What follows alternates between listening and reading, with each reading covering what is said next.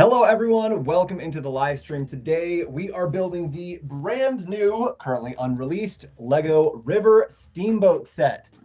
This is going to be a very cool one. It is the largest idea set that Lego has ever made, actually. So that's pretty cool. It's got 4,090 pieces. It's going to be dropping on not August. That'll be forever. April 7th. It's going to be dropping April 7th.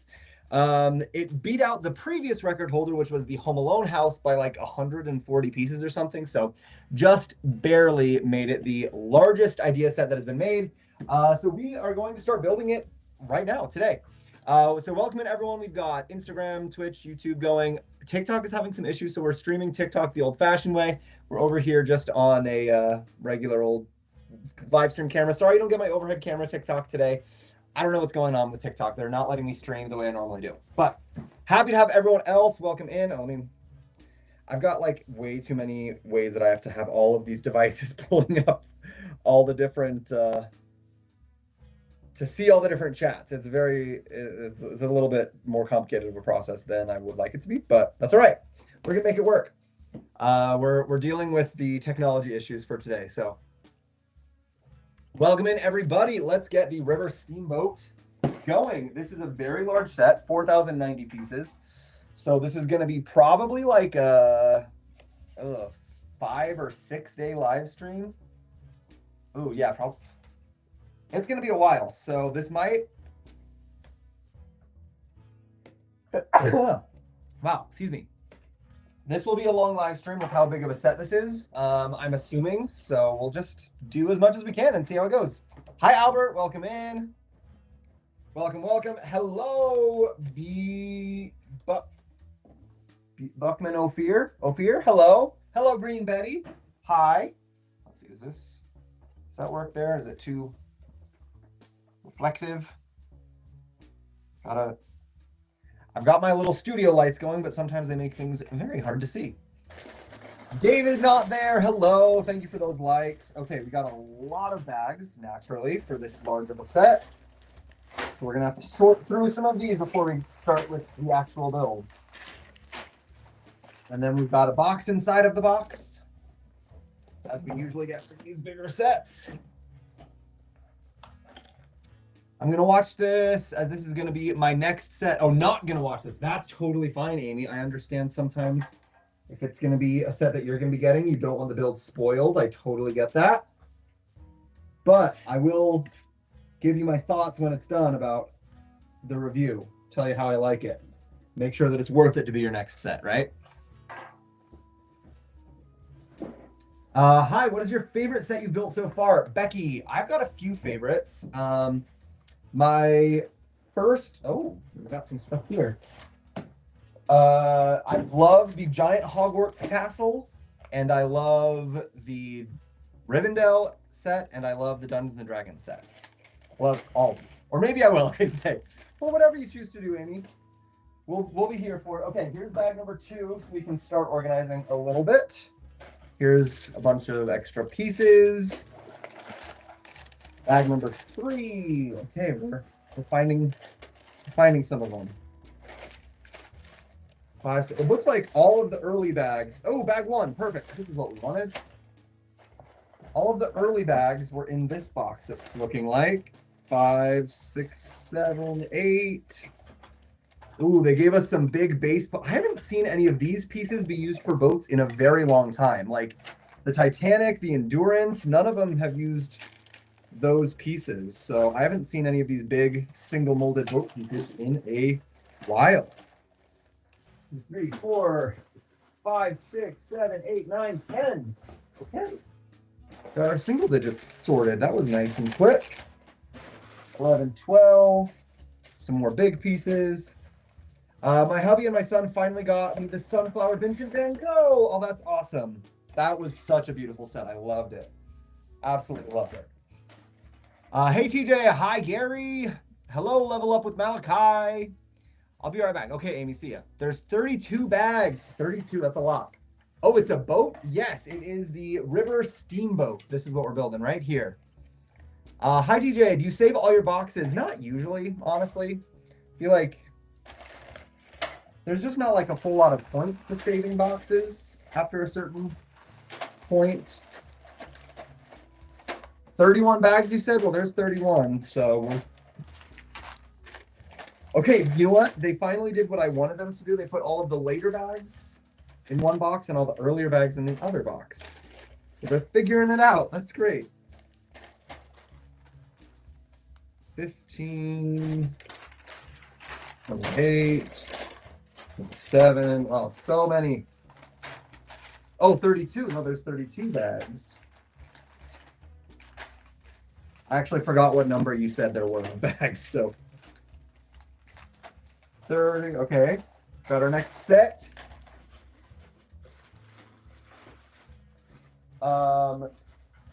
Anyone who doesn't know, I always try to organize the bags before we start because it's so much easier than trying to go through later and find all these bags after the fact and try to sort through everything. It gets a little bit crazy.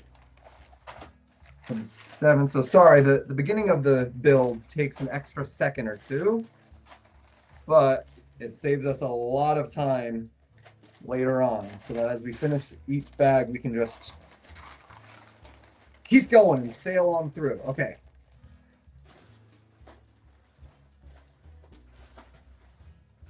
Now we are ready to go. Yeah, I haven't built any boats with these big base pieces in a very long time. That'll be interesting. Bag 1, we got our instructions here. What's up? Haven't seen you in a while. Well, T, where you been? I've been here. We've been building sets. Where'd you go? Shelves are too clean, bro. What do you mean they're too clean? That's going to be one tall boat when it's done. It is going to be a tall boat. Yeah, it's a pretty big set, actually. I have noticed that on the pictures and everything. It looks like a big one. And one big instruction book, so no sharing, no splitting this build up amongst your friends. How much is this set going to be? This set is going to be $330 US. It's 4,090 pieces. So our price per piece count is pretty good, but it is up there. It's $330. Too beautiful. Oh, well, thank you. I appreciate that.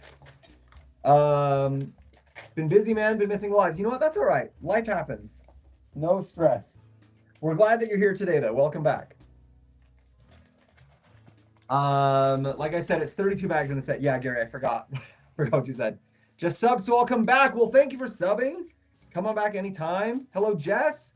Pretty cool mat you have on your table. Thank you. I got it from Brick Slopes, the Lego fan convention here in Salt Lake City is where I got it. So it was a gift from them. They got it from Rebrickable, but I'm not sure if Rebrickable still sells it. So, yo, what's up, Anonymous Gamer? Hello. Just finished the Infinity Glove and Technic Chevrolet Corvette. 2 very nice sets. I love it. Nice. Did you check for stickers? Yes, Petra. We have 8 stickers. 8 stickers total. So that's not too bad as far as stickers go. That's a reasonable number. We can do that. Hello, there he is. Oh, thanks.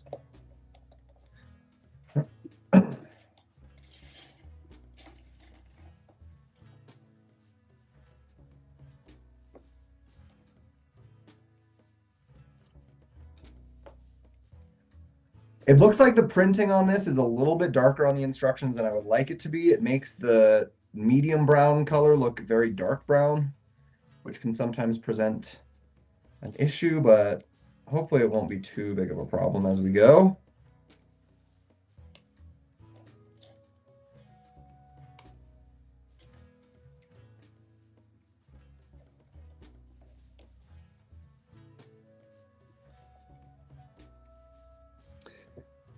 Yo, what's up? Hello, hello. Wait, what is the name of the set? The River Steamboat is the name of this set. It's going to be coming out on April 7th.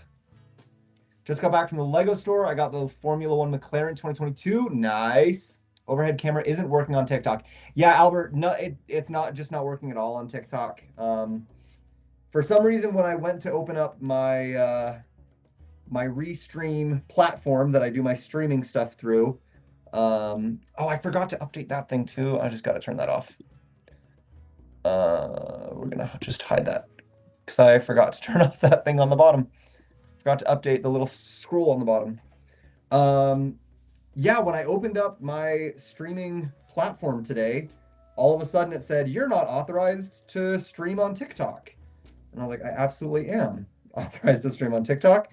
And then I had to go and like double check it. But when I went to double check it, it said, "We'll let you know in a day if you're allowed to stream." And I said, "That's stupid. I need to stream now."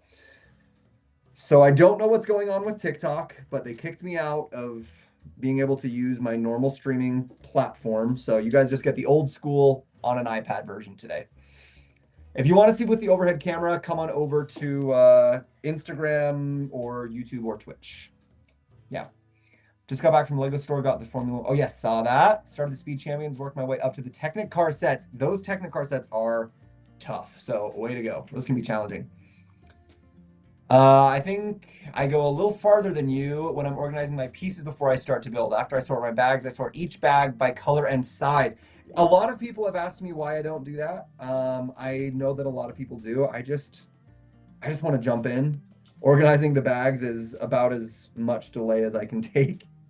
If I did much more than that, I think I would just go a little bit crazy. So I do this much and I just call it a day. The rest, I'm usually not too hard to find the rest of the pieces for me. So we make it work. How do you get 2 cameras on one vertical live stream, Brendan? I use a service, a website called Restream. And they let you do all of your camera setup and everything. Normally I've got a little like information crawl thing at the bottom of the screen where it'll tell you what I'm building, but I forgot to update it today, so I had to turn it off. So yeah, that's the way that I do it. They let you put like the little logo up in the corner there and do all the different stuff. So yeah. Did you check for, oh yes, saw that. What do you do with all the separator pieces? I have got a drawer full of part separators. I haven't done anything with them yet. Maybe one day I'll find some magical inspiration of some grand idea to do with all my piece separators. But for now they're just all in a big drawer. Which I guess, is fine.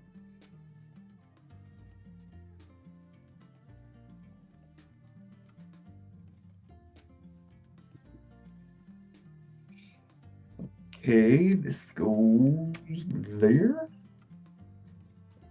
Got it. Making progress. I'm interested to see how this is going to connect with all of these big boat pieces that we got, though.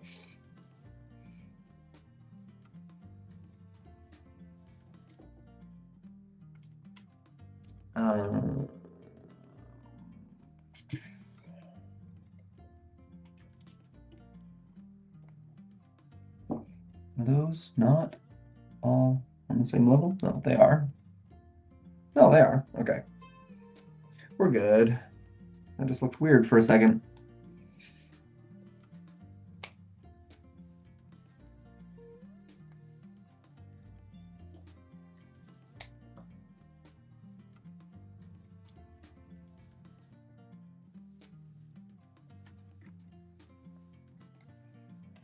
You're so fast. Honestly, I feel like I'm going a little bit slow right now, so that's good to know that it doesn't look like it to you guys.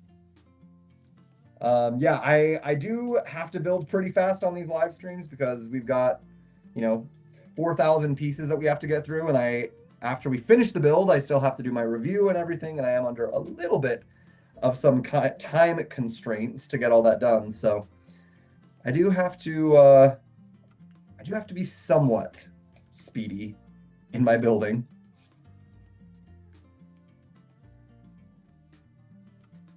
Okay, so this is something I did see on some other people's reviews. That's both the good and the bad thing about doing my reviews the way that I do. The fact that I do them, I do a live stream and then post my reviews is that most of the other people, most of the other Lego Ambassadors reviews have already been posted by the time I get around to mine, which is a good, got some good and some bad with it. But one of the good things is I can see some of the cool features, like this wheel here that we're building. Apparently, when you get it all set up, you can just push the steamboat along your table and it'll spin the little paddles in the back to give a cool driving play feature kind of thing. So that's pretty fun.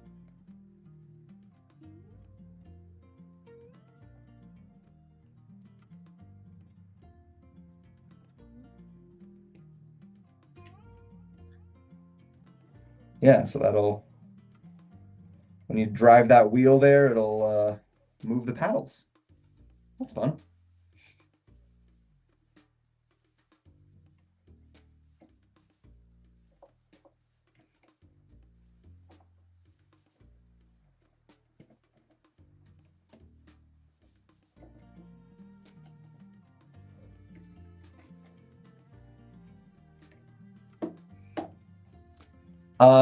It's good that you're putting together. Yeah, it's gonna be a good set. I think it's a little bit niche, like how it's a nice looking set, but honestly, I wonder like how many people are really asking for a steamboat, a river steamboat out of Lego. Sorry, just grabbing a little bucket. I put all my little extra pieces in a bucket like this when I'm building, so I don't lose them all. But yeah, I don't know if a river steamboat was really at the top of many people's like, oh my gosh, I have to have this made out of Lego. I think most people might have been a little bit more like, let's put that over there. Might have been a little bit more wanting some other things, But hey, we're getting Pokemon. That's been officially announced, so that's cool. Makes me feel a little bit sad for Mattel because I know they're trying to make their own brick shop, and Mattel owns Mega Bloks and they used to have the Pokemon rights, but they're going to stop making them as of 2020, at the end of 2025, because Lego will get the rights starting in 2026. So it makes me feel a little bit bad for Mattel because they're trying to like start this new Lego competitor with their brick shop, and they're losing by far their most valuable franchise that they have. So that's a bit of a bummer, but I'm excited that Lego gets to make some Pokemon stuff because those will be very cool sets. But yeah, there's just so many franchises out there that I think a lot of people would love to see stuff made from Lego, and I don't know how much a River Steamboat's going to be that popular, but we'll see. 4,000 pieces. Yes, 4,090 to be exact. Yeah, it's a pretty big set. Pretty big set. Not the biggest. It's not breaking any records, but it is a pretty big set.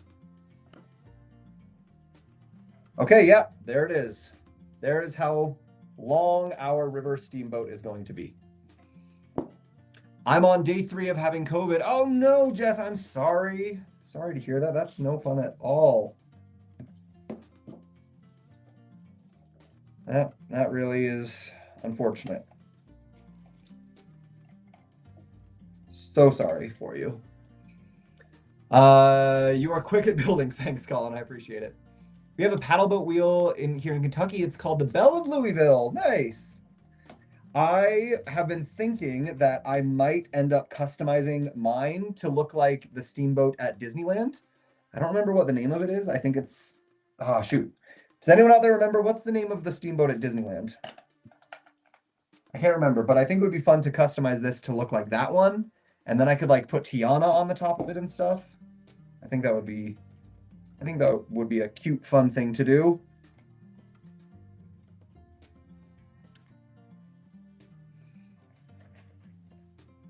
Are they running out of ideas? LOL. Well, that's the thing, is that the ideas set is actually, they're designed and submitted by Lego fan designers. So like someone out in the Lego world, actually, we can look at the beginning of the instruction book to find out who it was. The fan designer for this set is Aaron Hall from Alton, Illinois. So he made the design that he submitted to Lego, and then it got enough votes that it passed the submission process, however they do that, and then it got picked. So it's not that Lego was running out of ideas, because this was a fan designed idea. So that's a little bit interesting.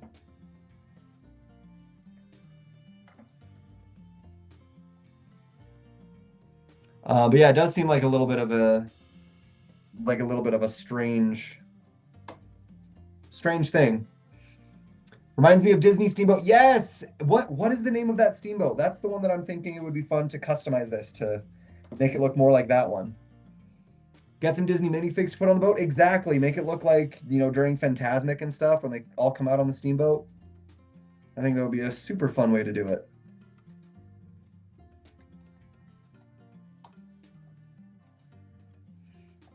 Mark Twain Riverboat. Is that what it's called? I thought it had like a more specific name than that, but that might be it. I think it's a neat set. I'll be picking it up. Nice, Peter. Very nice. I was about to ask you if it was a specific steamboat like the one at Disney. No, not specific. They call it the Amelia. I'm assuming that's like a reference to the fan designer or something. They usually put in little Easter eggs like that. But no, I don't think it's any specific place.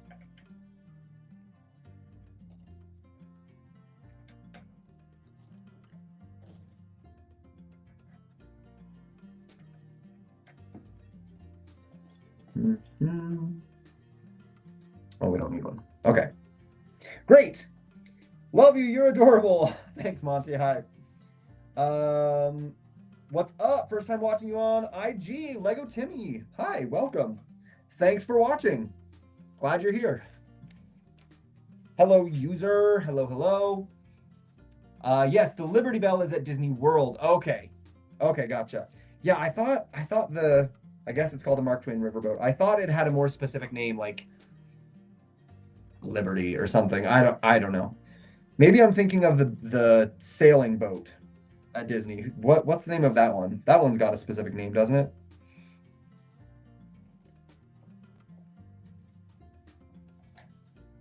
Maybe I'm mixing up my Disney boats. Steamboat Willie. No, I mean, I do have a Steamboat Willie, but that's not the one at Disneyland. I subscribed. Thank you, Cheese Puff Productions. Thank you very much. Happy to have you along.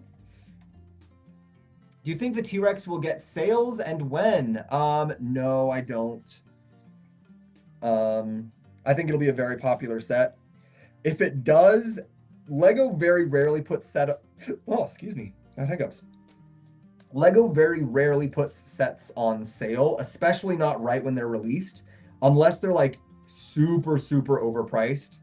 Like the Hulkbuster, the huge Hulkbuster that was like $500. That one got put on sale pretty regularly, but that's because the price was like so bad straight from day one. The T-Rex, I don't think will have that problem. I think it was priced pretty reasonably, at least in the world of Lego. So I don't think it'll be on sale very often. If ever, it would be like when it's about to retire. So it won't go on sale for a long time, I would bet. If ever, it won't be until, you know, a couple years from now, right before it's about to be retired, would be my guess. So if you like the T-Rex, and the other problem is that when they do go on sale, if ever, then everyone buys it up super fast, and then it goes out of stock, and then it's never coming back. So if you like the T-Rex and you want it, I don't think that would be one that I would recommend waiting for a sale. I think that's one I would recommend getting as soon as you can. Just save up your money for it. Hello, bro. Lego Original. Hi, welcome in. Yes, this is a Lego Original. This is the Steamboat from the Ideas line. It's going to be coming out on April 7th. April 7th for LEGO Insiders and April 10th for general release. But as I always say, Insiders is free and only requires your email, so why would you not? Why would you not just be a LEGO Insider?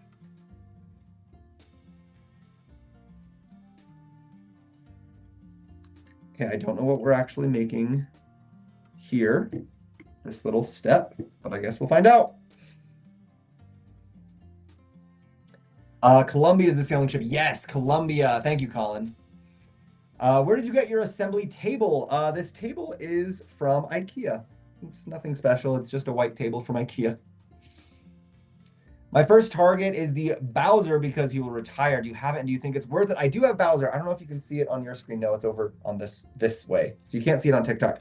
But I do have Bowser. You can check out my review online on my videos if you want. I really like the Bowser set. I think Bowser was a really fun one. Yeah, it looks really nice. Fun build. Good set overall, I think.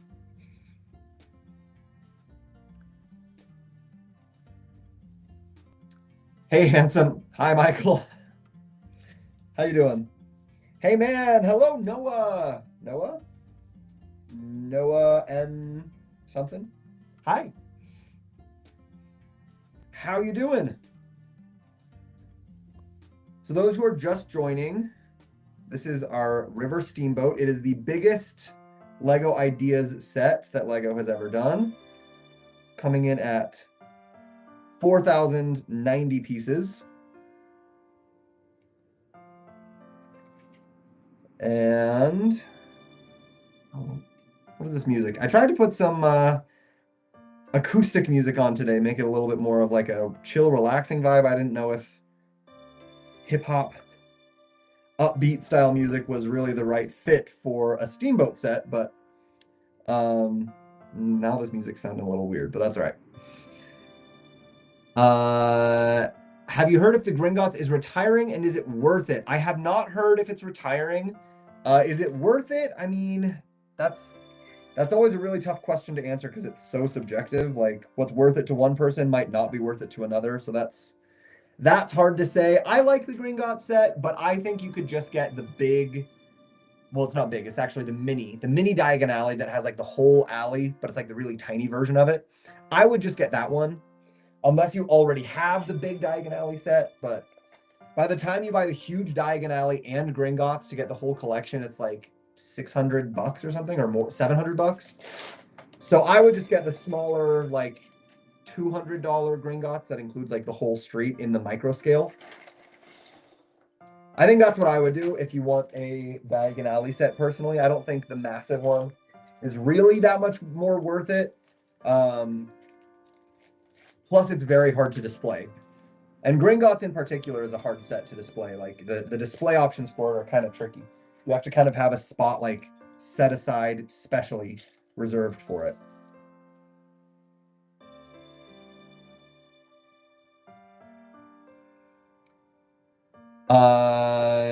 Yeah, it looks nice. I could get him for 180, but I hope he sinks a little on the Easter sales on Amazon. Could be. Yeah, could be. Steamboat reminds me of the one in Boy George video. I do not know that one. I don't think... I am not familiar with that video.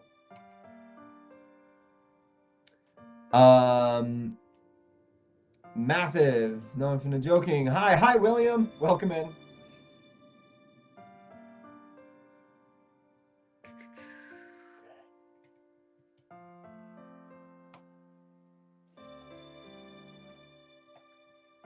This is going to be a pretty large set. It's going to be like pretty close to the size of the Endurance, if any of you out there have the Endurance ship. So LEGO has actually been doing quite a few different like big scale ships recently. We got the Titanic, which is obviously like the most massive one. But the Endurance was a pretty big scale too. And now we've got this one. So like LEGO's doing a lot of these bigger scale boats and like a bunch of different like steamboat, sailing boat, Titanic, which was like a coal engine. So they're doing a lot of different styles, which is kind of cool.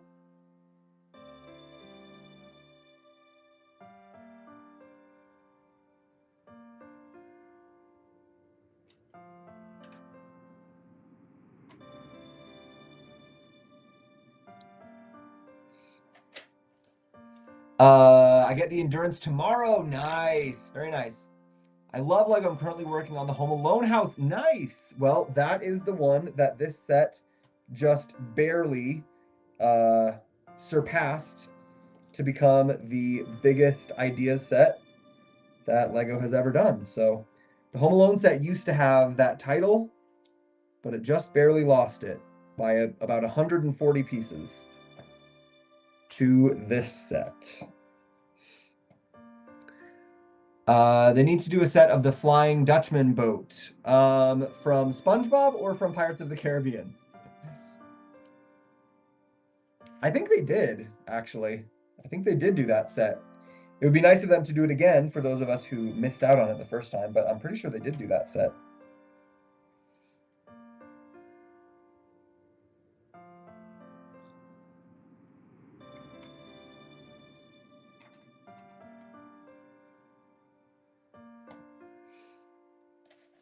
I'm a fan. Hi. Hi, Gosha. Welcome in.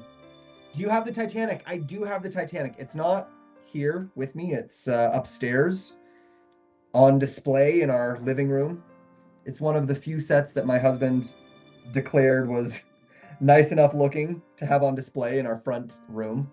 Most sets aren't nice enough looking for that, but that one was.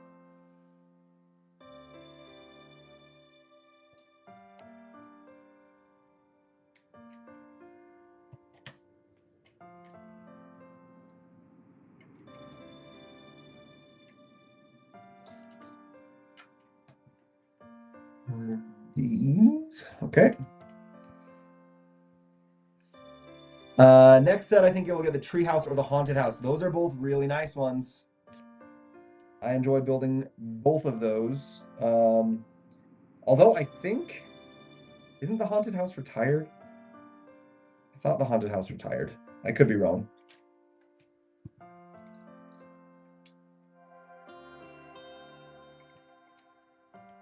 I heard the Black Pearl comes out this year again. I'm excited. I have heard similar rumors. I don't have any insider information on that, so don't quote me on it because I know as little as anyone else. But I also heard those rumors that Pirates of the Caribbean would be coming back for this year, and I would not be mad about that. I would not be mad about it one bit. That would be very, very cool.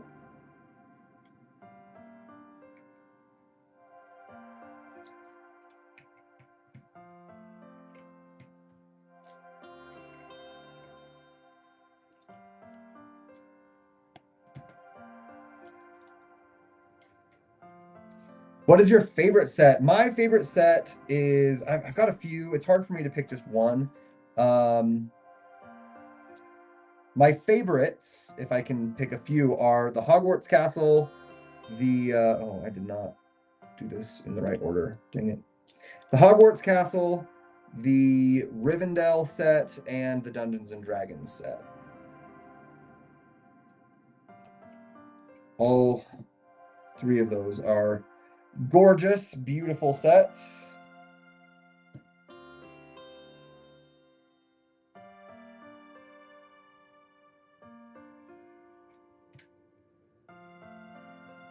And it tells you a little bit about how nerdy I am that those are my three favorites, because those are three very nerdy fandoms.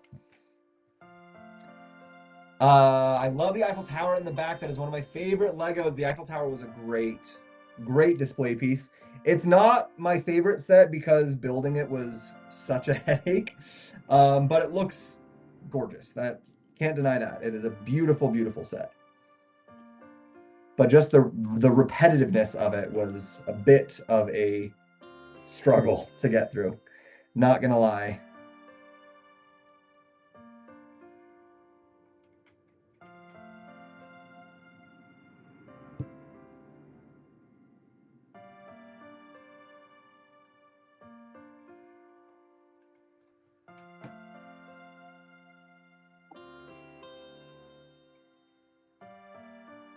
Oh, missed those.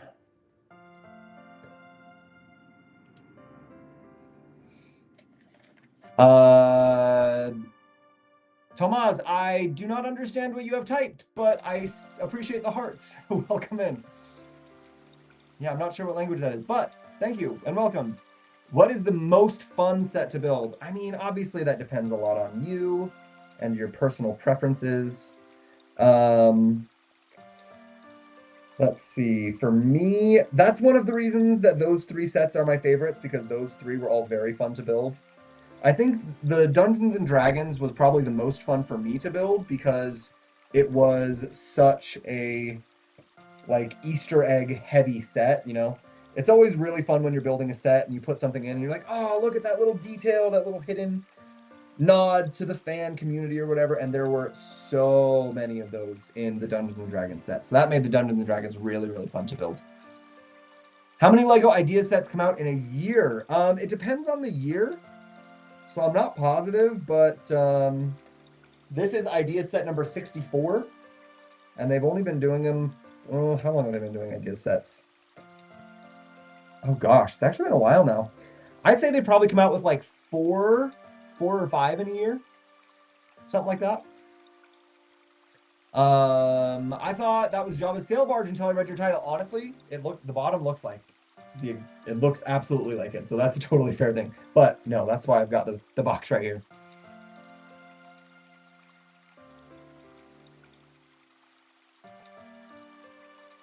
Oh, you hear that nice little rainfall going in the back? That's nice.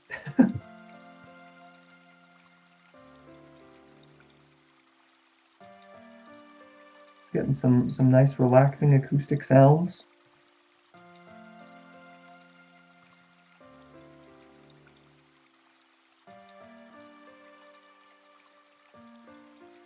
Okay, looks like we are coming up to the end here.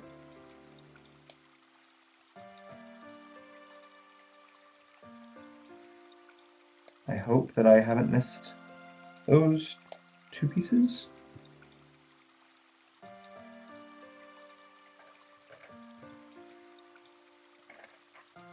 Ah, thank goodness. Every once in a while, I just get a little bit worried that I might have accidentally missed something. But I usually don't, so we're usually good. I just started building Lego in love with the botanical sets. Ooh, Manamana banana. Manamana banana. Manamana banana. The botanicals are really nice sets. You are correct. Those are beautiful sets. They're very popular. Like, Lego was very smart to introduce those. They brought a lot of new people into the Lego fandom, for sure.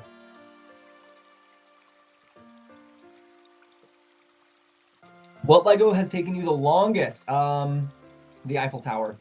The Eiffel Tower took me like 18 hours, I think. 18 or 19 hours. It was a long one.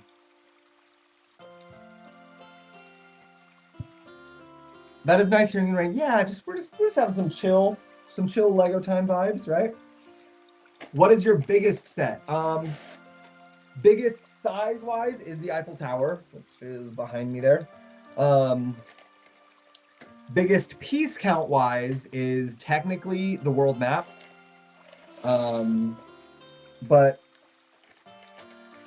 most of the Lego fan community, myself included, doesn't really count the world map as the biggest because it's 12,000 pieces, but most of the pieces are just the tiny little dot pieces,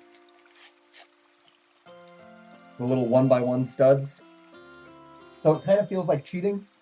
So most people consider the Eiffel Tower to be the biggest set that Lego has produced because it's also the biggest by like volume and size. So the Eiffel Tower is the biggest that Lego has, and so it's the biggest that I have also. I thought the UCS was the longest build you did, the Falcon. No, the UCS actually is not that big. The UCS Falcon is the most expensive, but it's not the biggest. The UCS Falcon has got like, what is it? 8,000? No, 6,000 pieces. It's actually not. How big is it? Anyone remember? UCS Falcon is like $850, but I think it's like 8,000 pieces.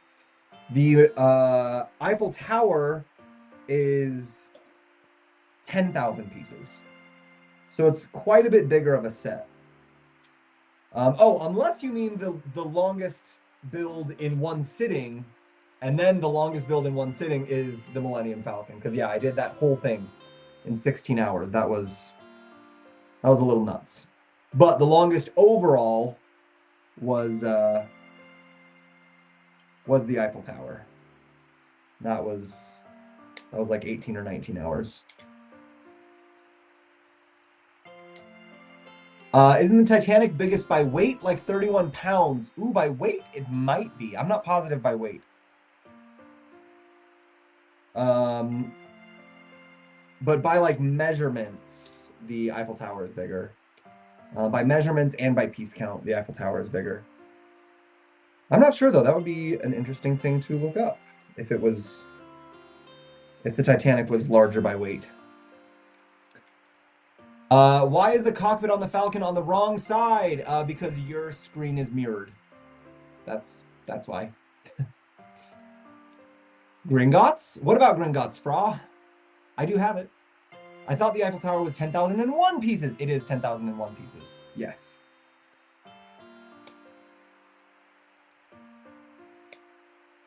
That is correct. Did I say differently? Or did I just round down to 10,000 pieces? Where is Gringotts? Gringotts is over there in the corner of my room, in my Diagon Alley display area.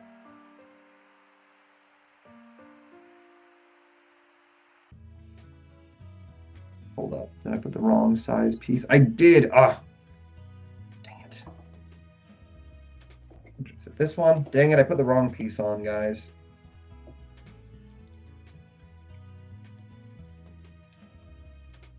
These two pieces look very similar, but they are not. This one is 2 studs shorter, and I put the long one on by mistake. So pay attention to that if you're going to be building this set. That's a very easy mistake to make.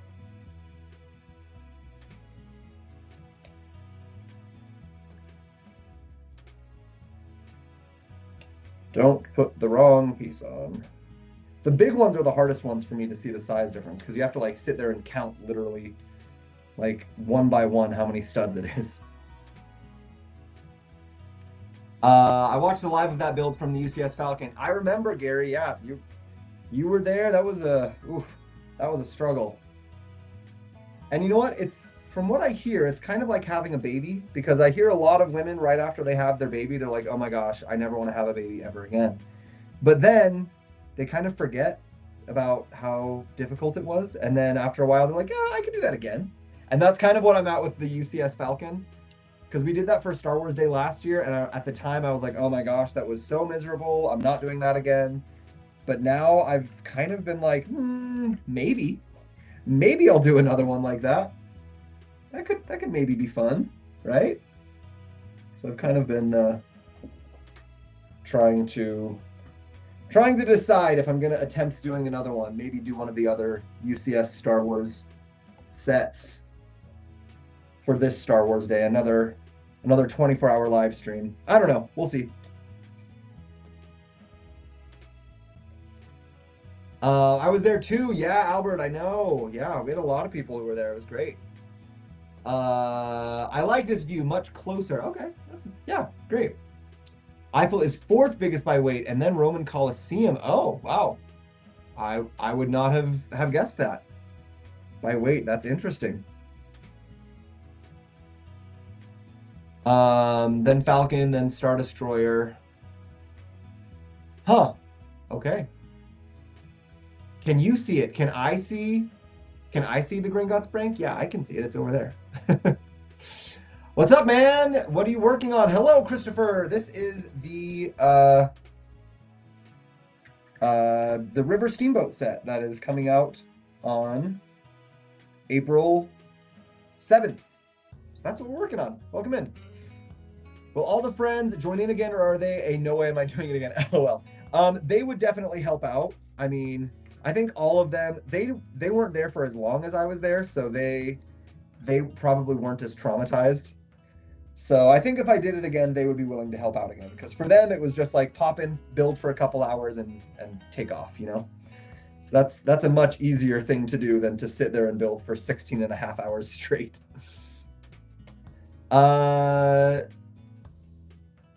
Yes, I can see my Diagon and Gringotts. It's over there, but you cannot see it right now. Hi, Neo Geo. Hey, wondering if you keep your instructions and boxes. Need help in storing. I sometimes keep my boxes. If it's a really big set that I really like, I'll keep the box. And I'll just flatten the box down. I don't keep it like in box form. I flatten it, unfold it, and flatten it. I almost never keep the instructions though. Most instructions just aren't worth it. The only reason to keep instructions that some people will keep them for, I think, is the resale value. Sometimes you can get a little bit more money out of a set if you have the instructions with it. But the amount that you can get is not that much more than the amount that you could get it without it. And I feel like the problem you're having, the storage issues, make it not worth it to keep it. So I just don't. But that's me. I know some people really, really insist that you have to keep the box and the instructions. Personally, I don't think it's necessary.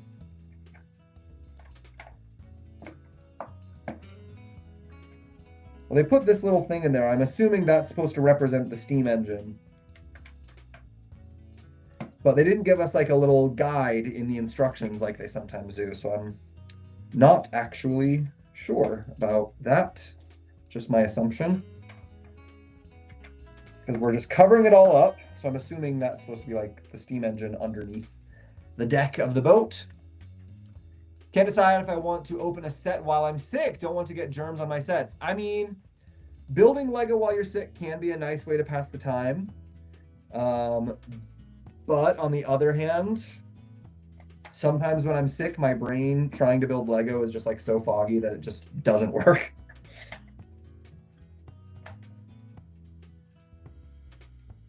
But if it's just germs you're worried about, you can always Lysol your set, you know?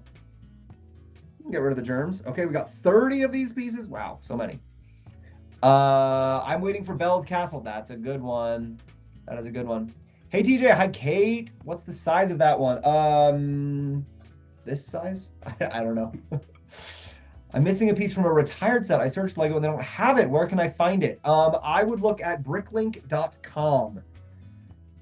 Bricklink.com, people sell not only entire sets, but also like individual pieces. So yeah, that's where I would look if you've got a specific piece that you need that you can't find. You can search for the inventory of the set. Yes, you can. But if Lego doesn't sell that specific piece anymore, like sometimes not only do sets get retired, but pieces get retired too. So Bricklink is where I would look if there's one that you're missing. Do you have the Twilight Cullen house? I do. It's right there on your camera. Right here on the other camera. I wish they would do a pre-order for Belle's Castle. Yeah, I don't know why they do pre-orders for some and not for others. Favorite Lego game and why? I haven't done a lot of the Lego games, but I do really want to try the Horizon game because I love the Horizon series. So the Lego Horizon game looks really good to me. Yep, and I'm over 40. All new to me. Love the art sets as well. The art ones are great. Hey, I'm from Argentina. Welcome, Argentina. I just bought the Vespa set a few days ago, waiting for it to arrive. Nice. 18 Vladimir. My favorite set is a tie. I've got a few favorites. Hogwarts, Rivendell, or Dungeons and Dragons. One of those three. I have a hard time picking favorites in general, though, if I'm being honest. Like, it kind of drives my husband crazy sometimes because he'll be like, what's your favorite food? And I'm like, I don't know. I love them all. I don't want to pick favorites.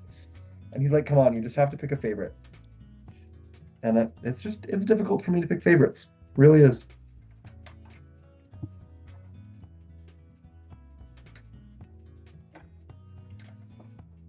I wash my hands before I build Lego. Okay. Hey, I see you find space for the T-Rex. It looks like it's running at you. Yeah, I love that T-Rex set. Looks super good, right? It's so weird because it's not a specialty piece. Oh, that is weird. Yeah, I'm not sure why they wouldn't have it then. Do you have the Van Gogh Sunflower? I do. It is upstairs in my office. in my like actual work office. Despite what some people think, Lego is not my job. I wish it was, but it's not. My real job is as a mental health therapist. So I work out of my office upstairs, and that is where I put the sunflower set. It looks gorgeous. It's up on display in my little office. I have my review of it though on my review of it on my page actually has a little clip of where I put it in my office if you wanna check that out, see where it went. What is the name of the set? Naya, this is the River Steamboat, coming out on April 7th. Are you a Lego affiliate? I am what's called a Lego ambassador. So I don't make any money off of Lego or Lego sales or anything. Lego will, from time to time, send me sets in advance for free. So thank you, Lego. So that I can do these videos, do reviews for you guys. But I don't make affiliate sales off of Lego. So yeah, maybe I should. Honestly, the number of people who have come into my live stream and said, "Hey, I bought this set because of you," I could probably have made a lot of money by now if I was did affiliate sales. Simpsons house set or Quickie Mart set? Ooh, I don't have either of them. I missed out on the Simpsons line. The Simpsons line was released during my, what we call our dark ages, when I wasn't building Lego for a time. So I don't have either of those, but they both are nice. Evening from Kentucky, Bossman. Hello, Christopher. How do you have the riverboat? Brian, like I said, I am a Lego ambassador, so Lego sent it to me in advance so that I could do a review for you guys. So that's what we're doing. I like to do my reviews by building them on the live stream first, and then once, so that you guys can actually see the building process a little bit. And then after I've done the build, then I post my review, which means that my reviews get posted a little bit later than some of the other ambassadors who just build it on their own and then post it right away. Because we have a certain day when we're allowed to show what's inside the boxes. It's called the embargo date. And today is that day. So that's why we're here building this right now. So yeah, on the embargo date, most other ambassadors have their reviews already done and finished so that they can just post the review as soon as the embargo date arrives. I like to build it on the live stream with you guys. I feel like it gives you guys a little bit better idea of what you can expect from the set. See if it's one that you want to buy or not.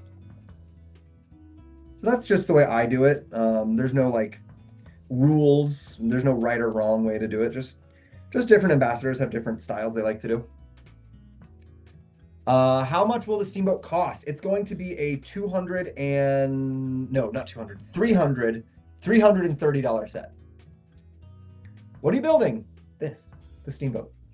Are you allowed to sell sets they give you? I imagine no. No, that is one specific rule we do have. We are not allowed to sell the sets that they give us to do reviews on. We're allowed to give them away if we want to. If we want to do like a giveaway or something, we're allowed to, but you're not allowed to sell them.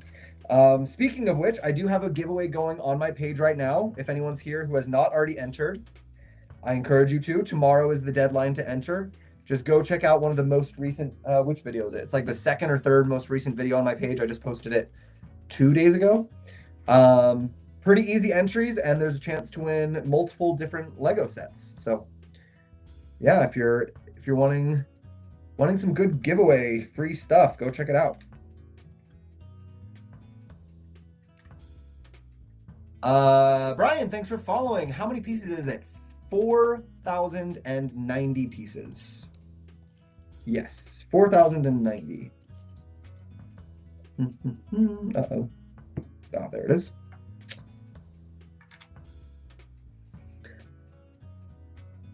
Sunflower is a beauty. I agree. This set is coming out on April 7th, and 18 Vladimir and Zoe asked how many bags.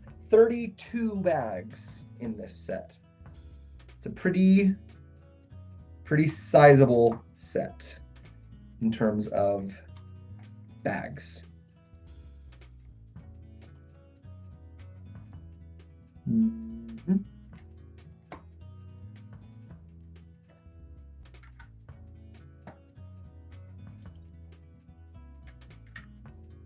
I mean, it's a pretty sizable set in terms of everything, to be honest. It's a big set.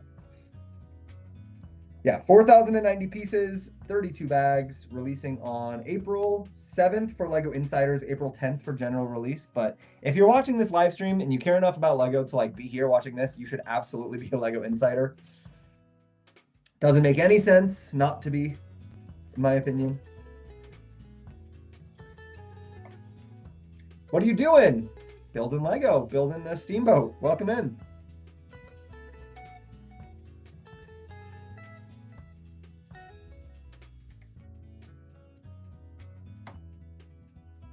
Oh no, TikTok saying I gotta verify that I'm a real human.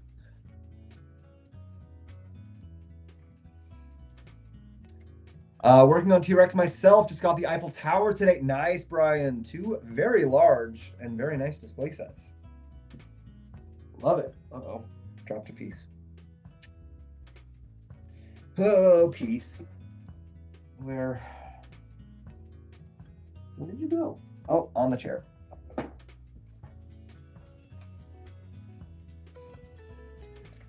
Dan, you already got the steamboat. Yes, Hank. LEGO sent it my way so that we could do a little review for you guys. And today was the first day that we were allowed to show the inside of the box. So you probably saw a lot of the other ambassadors who got it. Their reviews all dropped today. But we're just building it live for you guys. Over here.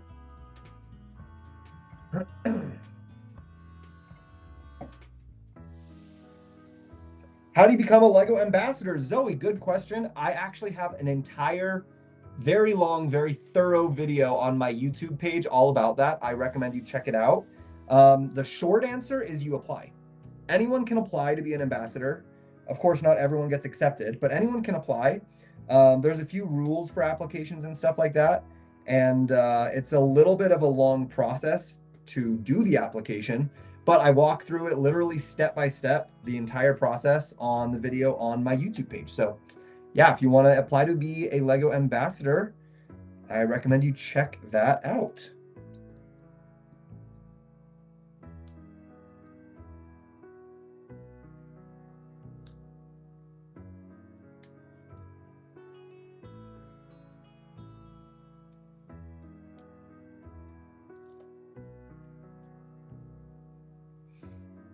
LEGO Insider program is free. Yes, it is. It is free. It just requires your email. So like you get 3 days earlier access to a lot of different sets. So like, why would you not do it? You know, that's what I can't figure out. Doesn't make any sense. I know some people are like, oh, I don't want another account with another thing. But like, if you like LEGO enough to watch a live stream of it and you want to order LEGO enough in advance, then like, yeah, be a LEGO Insider. Get discounts, get free rewards points. Get early access to sets when they go on sale. Get all the stuff.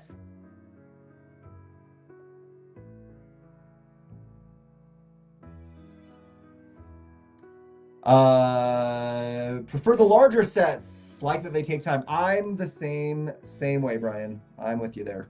Totally.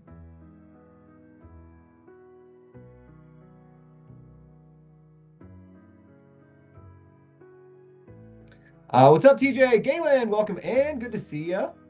Good afternoon, Jesse. Hello, hello. Plus the points to buy sets and small sets that are only available to buy with points. Exactly. There's really no good reason to not be a LEGO Insider if you like LEGO. I mean, if it was like a program that cost money to be a part of, then maybe I could see that. But it's literally free. Got some little contraption going here. Not sure. It's going to be some little steamboat contraption. Guess we'll find out exactly what that is. It's going to have some kind of mechanical up and down feature going there. How was Italy, Galen? Thanks for asking. It was great. It was a really good time. Yeah, I mean, what? Can't complain about Italy. Amazing things to see, amazing food. Oh my gosh, the food, of course, unbelievable. If I could pick anywhere in the world to live just for no other reason than their food, it would definitely be Italy. And yeah, saw some amazing things, all the classic touristy things that everyone wants to see when they go to Italy. We saw them. It was a good trip. Thoughts on the new solid piece capes replacing the old fabric ones? Are they? I didn't know that they were doing that for like everything. I know that like Doctor Strange had a solid piece cape, and Batman had one. I didn't know they were doing that across the board. I think it's a good idea. Honestly, the fabric capes fall apart so easily, and then they're not always like in the right shape. You know, the Batman that had the rubber cape, like the cowl cape combo, was one of my favorite Batmans, and I really like the way the rubber Doctor Strange cape looks. I think it helps it be able to be more instantly recognizable for what it's supposed to be, instead of just like the fabric capes can sometimes just kind of look like, yeah, that's a cape, I guess. You know? So I like it. I didn't know that they were doing that though.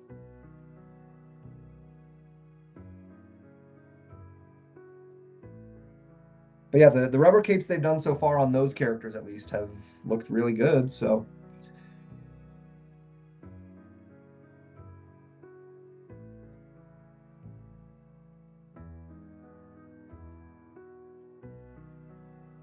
More mechanics. There's more mechanics going on in this set than I expected there to be. Like a lot more.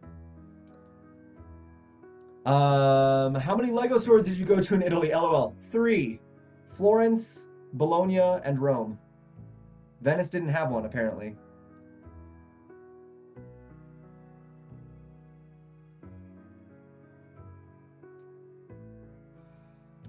Gilderoy Lockhart has a rubber cape. Oh, does he? I have not seen the new Gilderoy Lockhart. Yeah, I think it's a good choice based on the previous rubber capes that I've seen. I liked those ones, so.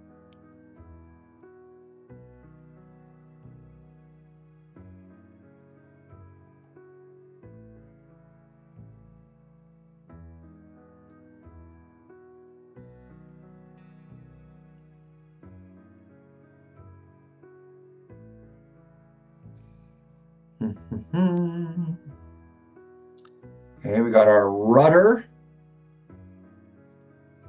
Our rudder for the steamboat. That's gonna go right here. Here.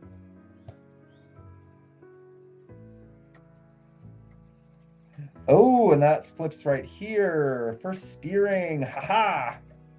We're gonna have a little steering wheel that can actually turn the rudder. Nice. I just finished a Lego movie. Nice, Embrix. A little stop motion movie. That's fun. All right, got to adult. Happy building. Thanks, Galen. Take care. Do they have anything that is not in the States? I don't think so. I did get the what is it? The little Vespa. There's like a little Vespa set that I got while we were in Italy. I don't know if it's unavailable in the States, but they had a lot of them there. Clearly it was like their like touristy thing. Like in London they had the double-decker bus, and in New York they had the yellow taxi cab. So in Italy they had these little red Vespa sets that I got. I have not built it yet though, so maybe we'll do that one of these days.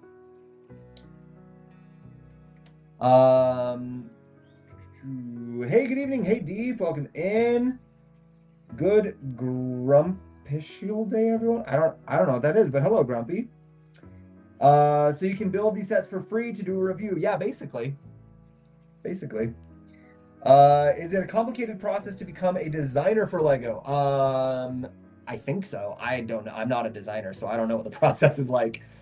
But I would imagine that it's a very difficult process, because I mean, the stuff that designers for the Lego group come up with in their sets are like so ingenious. I imagine you have to be very experienced and very, very talented with Lego to do it. But I have actually no idea what the process is like if you want to work as a Lego designer. I'm sure there's a lot of people who want to do it though, so it might be Might be a little bit of a competitive field, I would imagine.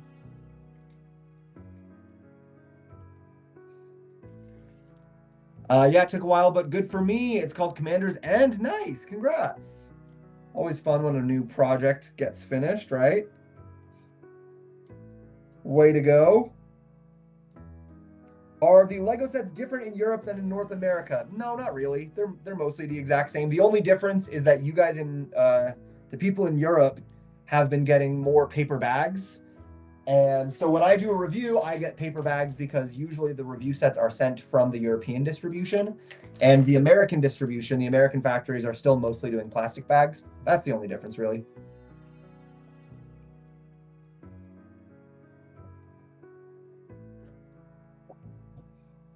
All right, we are 1 hour in. We have built 5 bags. 5 or 6 bags per hour is usually about my average. So we are getting there. That means 5 or 6 bags per average is my usual average. So with 32 bags, this will be a 5 or 6 hour total build. And I guess we'll see how many hours I do today, how many live streams it'll take for me to get this thing done. But we've got a little bit of time. I'm not in a super rush. This one doesn't come out until April 7th, so we've got a little bit of time. Sometimes when LEGO sends us a set, the day that we're allowed to show you guys it, the embargo date, as we call it, is like 2 days before the set actually goes on sale. So when that happens, I don't do the live stream because I wouldn't have enough time to build it on that day, finish it, record the review, edit the review, and upload the review before it releases. So as long as the embargo date and the release date are far enough apart, I like to do these live streams with you guys. But there's a couple coming up that they've told us when the embargo dates and review dates and stuff are for them. And it's like literally like one of them actually is 1 day. Literally, we have 1 day before it goes on sale to post the review. And I was like, are you kidding me? We only have like, what's even the point of that? Because like sometimes when you pre-order a set, I don't know if this has happened to you guys. Sometimes when you pre-order a set, it arrives a day early. I've had that happen more than once. So I'm like, if we're allowed to post these reviews 1 day before the release date, there's a pretty good chance that some people will have already gotten their sets from general sale if they pre-ordered them and just got them in the mail.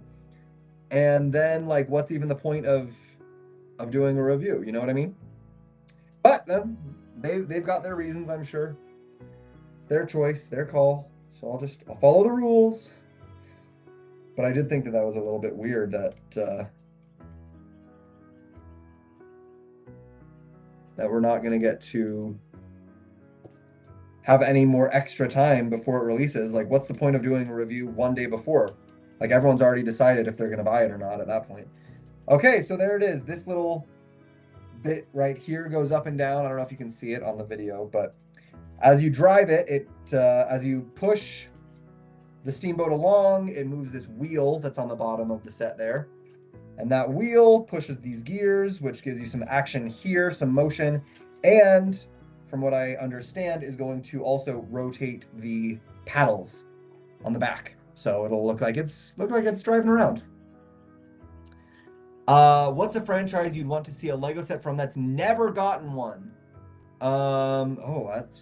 That's never gotten one? I don't know about one that's never gotten one. Most of my favorite franchises have at least gotten one. You know, like Lord of the Rings, Pirates of the Caribbean. If the rumors are true that Pirates of the Caribbean sets are coming back, I will be super excited.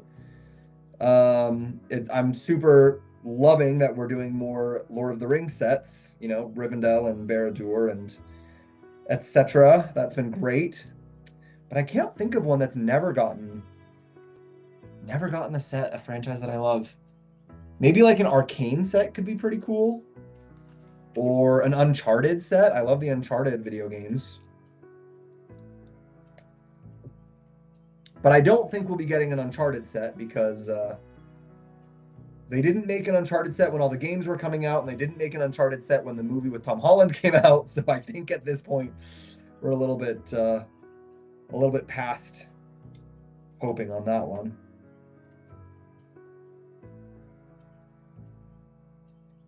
I live in the UK and Europe, and I've never seen a Lego paper bag. Oh, really? Okay, well then I don't know. I don't know where those paper bags are coming from then. Maybe it's just certain places in the UK. I genuinely don't know. In that case.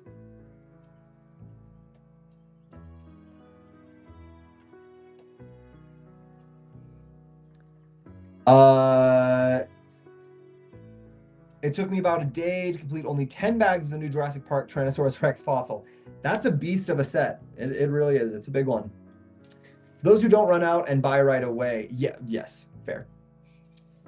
How long will this take you to build? Yeah, Zoe, I would guess it's going to be about a 5 or 6 hour build based on the number of pieces and the number of bags. It's hard to know exactly, of course, but that would be my guess.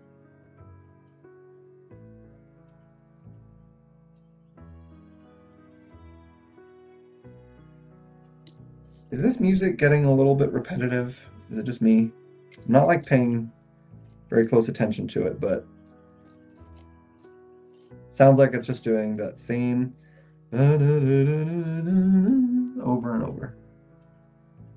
Where is this piece? Come on, piece. Where'd you go?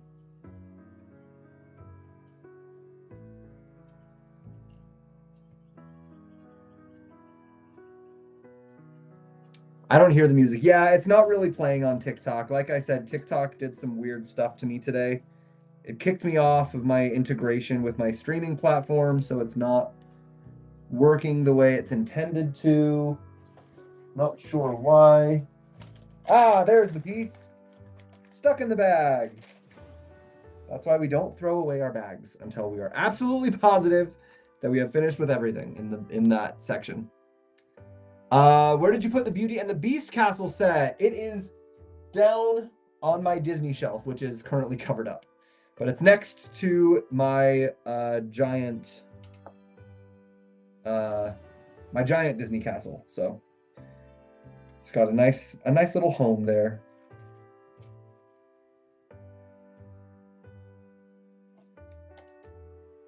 Having all those built sets makes me nervous living in LA, but I feel like I want to try and build a cool set. Oh, you know what? That's fair. That's fair. We here in Utah, it's not really an issue, but yeah, I mean, I feel like that's one good thing about Lego is that if the sets break, you can always just rebuild them, you know? That's kind of the point of Lego. You can build them, take them apart, rebuild them. Sometimes I do that on purpose, actually. Any minifigures come in the set? None in this set, no. Yeah, but that's kind of normal for this kind of a set. You know, there also weren't any minifigures in the Titanic or in the Endurance.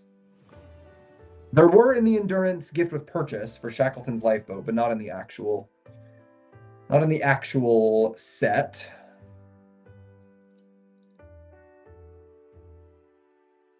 Oh, this is important. It's got to be the right direction.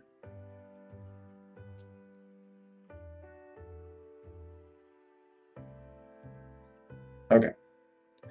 I think we got it. And you go where? Here? Oh yeah, we gotta get a change of speed on those gears. Nice.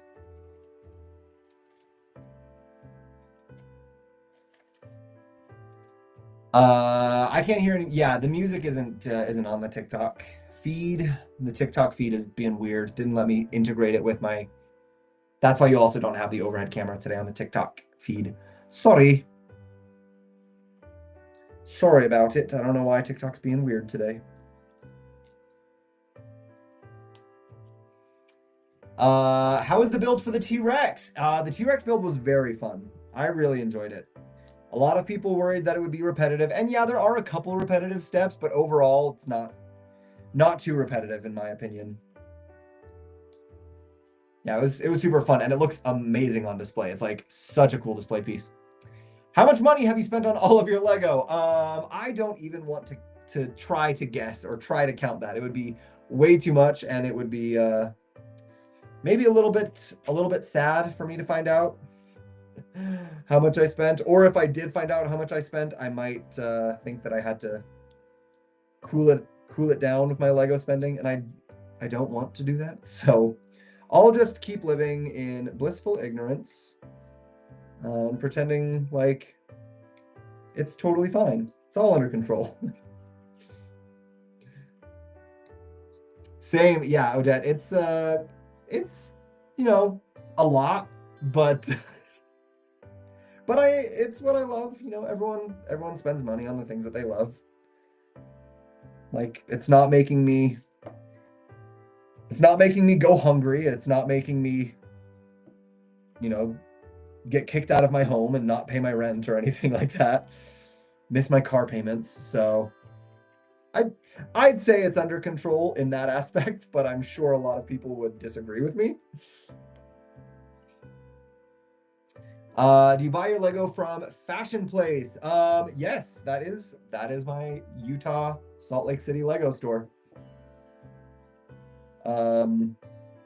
I mean, to be fair, to be honest, as a Lego ambassador, a lot of the stuff that you see behind me has been sent to me, so I didn't actually buy it, which has, you know, been great. But I do still spend a lot of money on my Lego, and when I do, it is usually the Fashion Place. The Fashion Place Mall is usually where I go. I keep trying to limit myself to NASA sets recently, but the T-Rex is tempting me. Ooh, that's a good way to do it. Like, give yourself a theme. Like, I'm allowed to buy the NASA sets and that's it.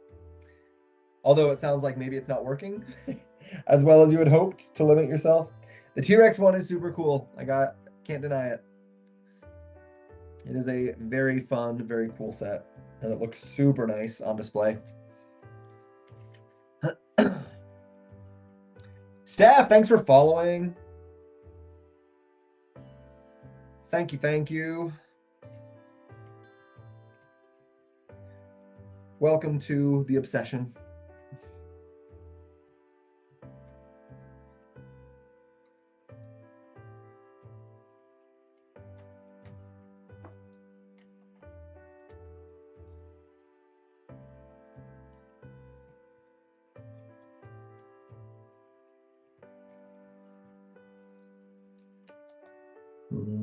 Here?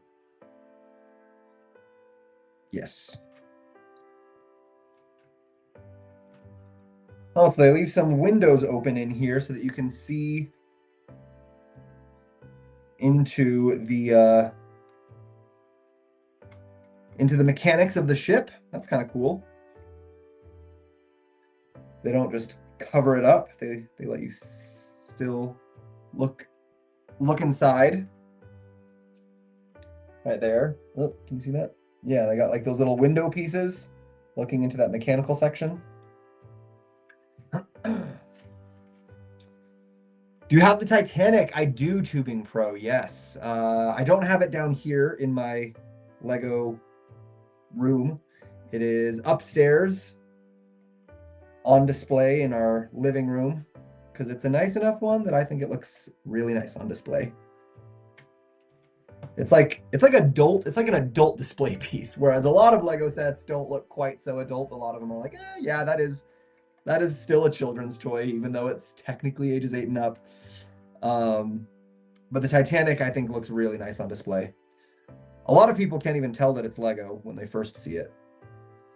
Okay, our first sticker of the set. What do we got here? Sticker number 3. Oh, it's like a plaque of explaining how the steam engine works. I'm guessing that would be like, you know, if this is like a working steam engine still, that this is like the museum part of it or something. That's kind of cool.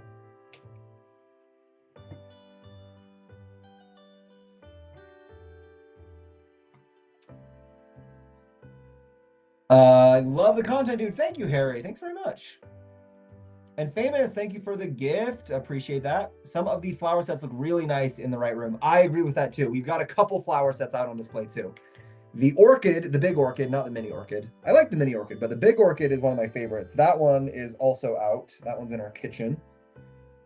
So yeah, there are definitely some sets that I think look better out on display and others that I'm like, yeah, no, we don't need to put that one out.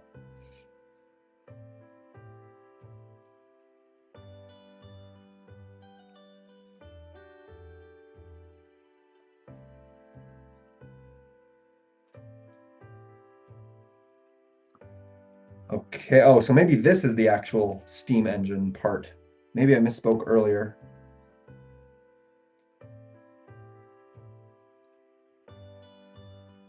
Maybe that was fake news. Ooh. So it looks like this, they are designing to be, oh.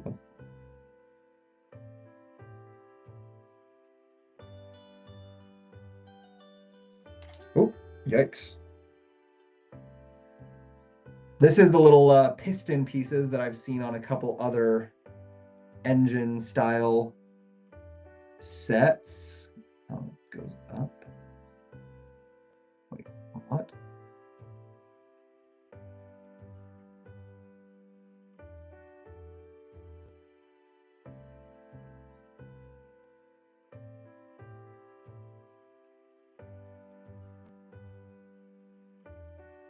Okay.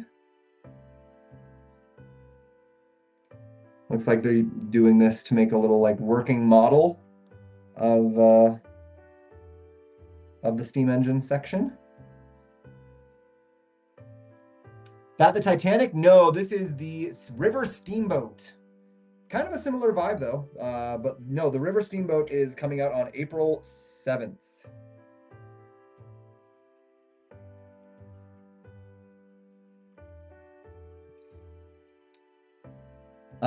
What did you think of the Beauty and the Beast castle in the end? I ended up liking it. I think it was a nice set.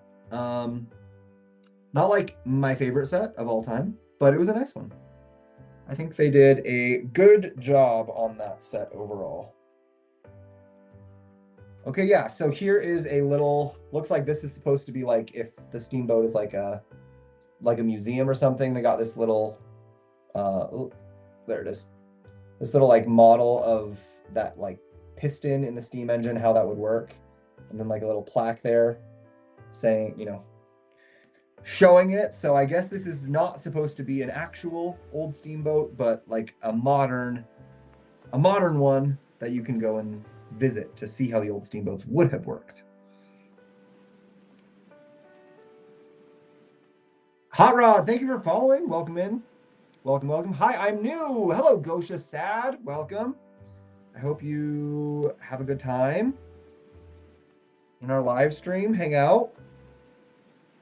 Join the fun.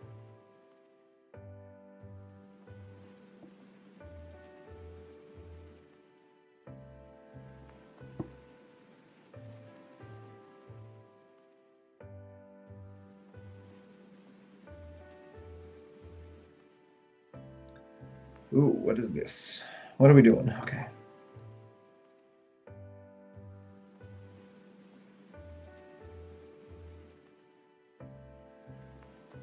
I have no idea what this is supposed to be, but I'm gonna assume it's some kind of steam engine thing going on here for this replica of the steam engine, I'm guessing. It's like on a little fire there. And is that it? Those are all the extra pieces, I think. Yeah, okay, done with bag 6. Legos are the best. Haley, I agree. Lego is the best, isn't it? You work for Lego. No, I wish. That would be great. No, I am a Lego ambassador, so they send me stuff to build. Like, they'll send me free stuff sometimes to build and do reviews, do videos on it, you know, show people the sets. But I don't get a paycheck. I really wish I did. That'd be great. I have to have a real job still. Okay. Here's our progress so far. It's coming along. Let's get bag 7 done, shall we?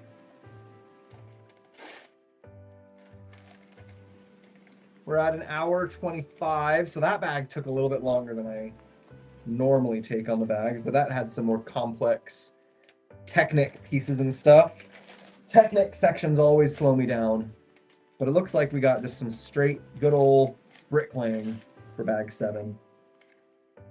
Did you guys know that that's actually something that Lego does on purpose? The Lego designers, when they're coming up with the instructions for a set, they intentionally try to make sure that the sets have a good, like, dynamic rhythm of, like, complicated, longer bags and then simpler, shorter bags.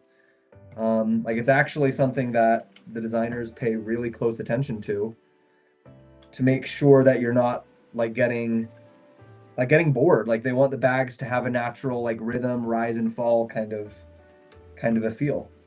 And I think that is pretty dang cool that they care so much about the process of the build. Like, obviously they care a lot about the build being a nice build in the end. They want it to look good, be good, but they also care about, like, the process of, as you're building, are you having a good time? So they try to mix it up with the different sections and how they have you do stuff. Pretty cool. Pretty cool, I think.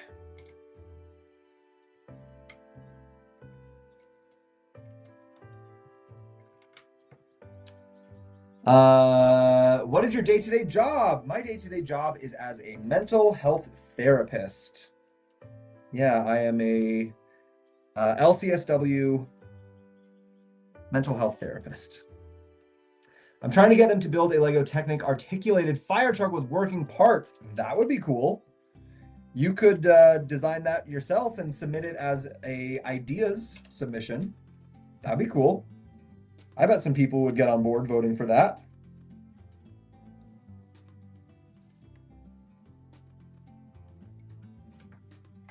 Oh, what did I knock over?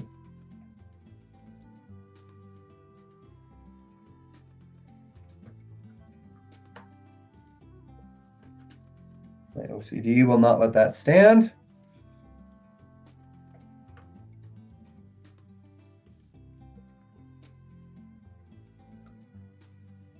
Okay. Let's flip her around, get the back side.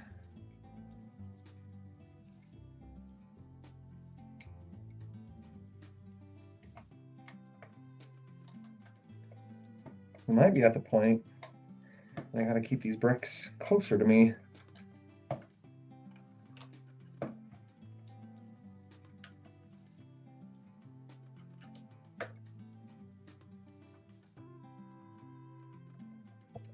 What's the process to become a Lego ambassador? McIntyre Mark. Hello, Mark. The short answer is that you just apply, and not everyone who applies gets accepted, but anyone can apply. I put a very long, very thorough, detailed video together on my YouTube page, going through literally step by step exactly how to apply to become an ambassador. So I would recommend checking that out. I walk you through the whole process. I just decided that my sick day quest is to win as many tracks of Mario Kart as possible. That sounds like a great quest. I fully support you on that.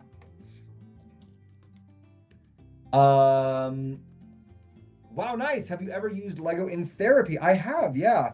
I used to work with a lot of foster kids, and a lot of them would have a really hard time opening up or, like, feeling comfortable enough to just, like, talk about their lives, what's been going on for them. So we would use Lego as a way to kind of, like, get their mind off things, get them a little bit distracted, because if their hands were building with Lego and their minds were kind of occupied with thinking about the Lego, then sometimes they would feel more comfortable to be able to just start talking. Whereas, if they're just sitting there awkwardly in silence, then they're like, they're much less likely to feel comfortable. So, yeah. I have used Lego in therapy many times. Can you give me some Lego? I can if you win the giveaway. I've got a giveaway that is live on my page right now. So if you want to, go ahead and enter that giveaway, and then maybe, yeah, But yeah, go check it out. It's on my page. Can't the third-party website don't have all the parts Lego has? I've tried. It's hard to do the gear part. Oh, yeah, that is hard. What is a Lego ambassador? Great question. Short answer is that a Lego ambassador works as a connection point between the Lego group, the company, and the fans. So as a Lego ambassador, I am kind of like a middleman. So sometimes that happens with like reviews of sets or live streams of new sets like this. Sometimes that happens with like announcements. Lego will say, hey, we're announcing this new product or this new service or this new thing is happening on the Lego website or whatever, and we can help them to like spread the word.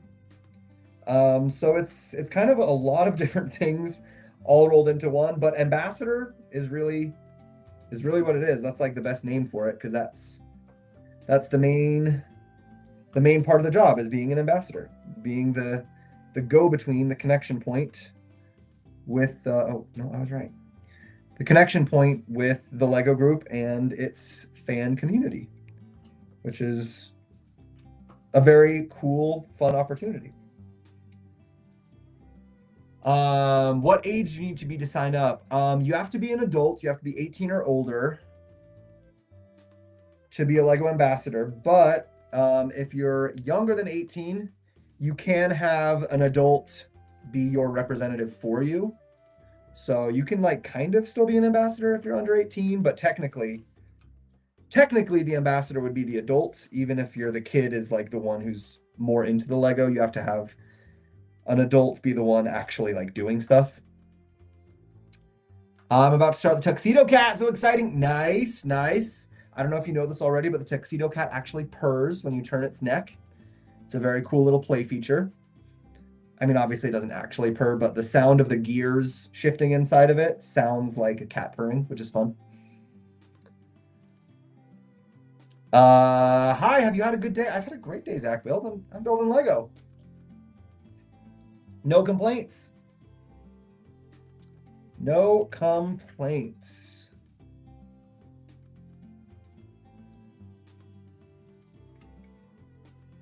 A day can't be too bad if it's spent building Lego, right?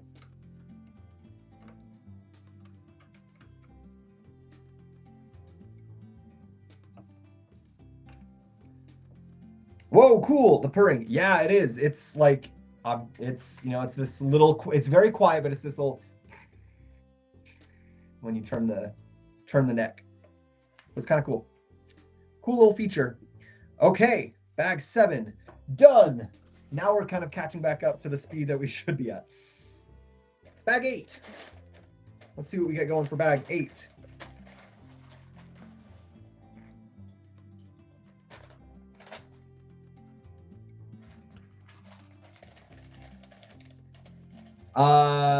What set are you giving away? We've got 3 different sets that are part of the giveaway. The Dark Falcon, the Pretty Pink Flower Bouquet, and the Lucky Bamboo. So we'll have 3 winners for this giveaway. So if you want to win any of those 3, go sign up. Sign up for that giveaway.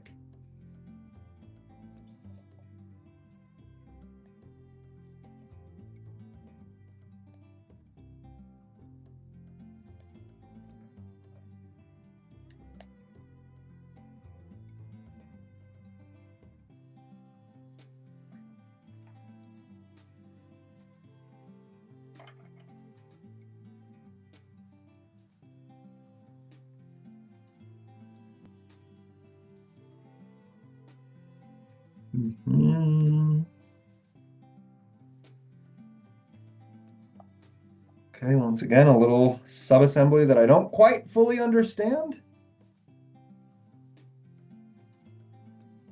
Looks like some little mechanical parts or something that are supposed to be represented right here. Something like that. Can't wait to get this set when it comes out. Zach, nice, nice. I'm assuming you've seen a lot of the other reviews of it already, so you've kind of gotten an idea of how this set is coming together.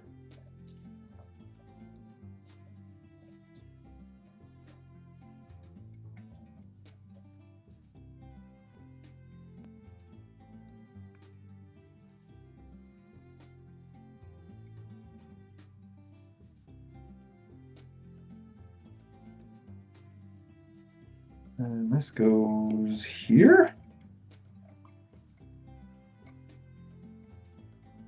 Oh, we got a hot dog. I don't know what the hot dog's for, but we got one. Well, we got the bun at least.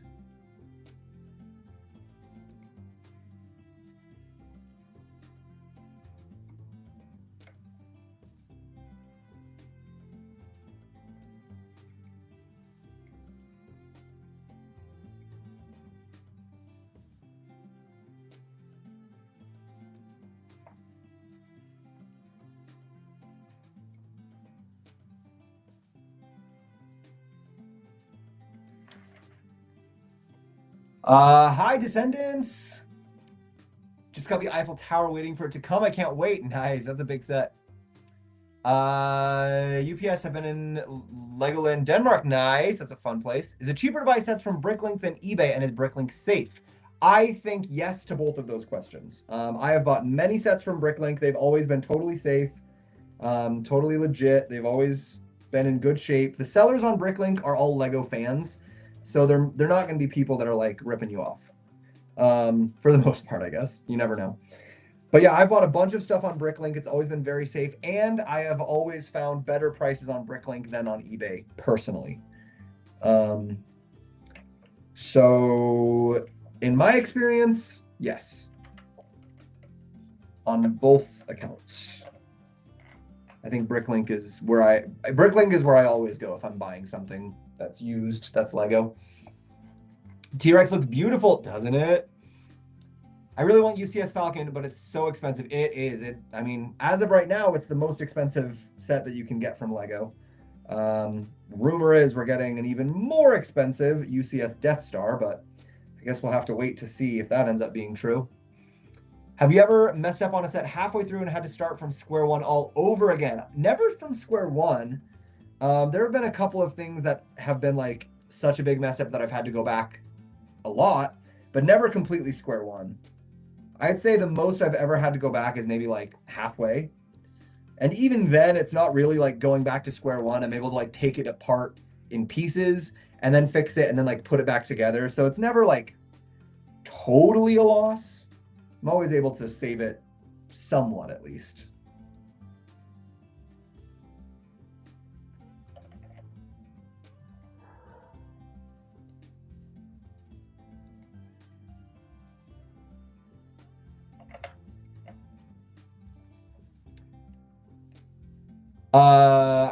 Oh yes. What is your favorite build? Tiny Tony, hello. My favorite build is a lot of them. I have a hard time choosing my favorite, but I love the Hogwarts Castle, the big one, Rivendell, and the Dungeons and Dragons sets. Those are my favorites. If they make Death Star, I want it to have latches that open into rooms. I mean, if they're going to be charging what the rumors say they're going to be charging of $1,000, then I would definitely hope that it would be very big and have some very good play features and, you know, all those different things. Because yeah, that if they're going to be charging that much for it, it better not just be a big circle. Better have some very, very cool, detailed work to it.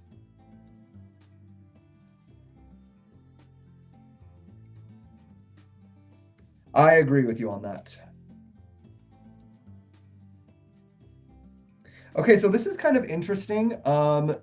This set is not minifig scale. It's not a minifig scaled set. Like it's close to minifig scale, I would say, but I don't think it's actually minifig scale. But they're kind of like cheating in a couple places, making it like kind of minifig scale.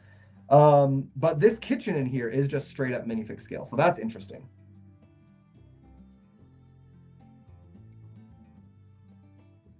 Like they've made certain sections of the boat minifig scale, but I don't think the whole thing is like actually minifig scale. Like thinking about if this was like, oh, I mean, they do have regular doors though and a regular staircase, so maybe it is just minifig scale. Oh, maybe I'm just wrong about that. It seems like it's not though. It seems like it's a little bit smaller. You know, it's kind of like the way they do the castles. Like, yeah, the minifigs can fit in it technically, but it's a little bit undersized. That's kind of the vibe that I'm getting off this one.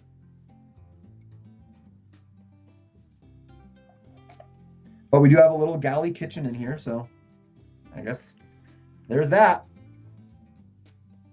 I entered the Lego giveaway. Nice, Jess. Very nice. Tony, thanks for following. Hi, Hi. I can't pronounce your name. QIW. Should I get the T-Rex or the Endurance? Ooh. Personally, I would get the T-Rex. I like the T-Rex more than the Endurance. Is the biggest set as of right now the Lego Idea set? Yes, this one is. This is the biggest ideas set that Lego has released up till this point. Previously, it was the Home Alone house, but this set beat it by about 140 bricks. Pieces. Whatever. I love your Lego shelves. Thank you. I love them too. It took me a long time to figure out how to get them working the way I wanted them to, but I think it all looks very nice now. So, worth it in the end.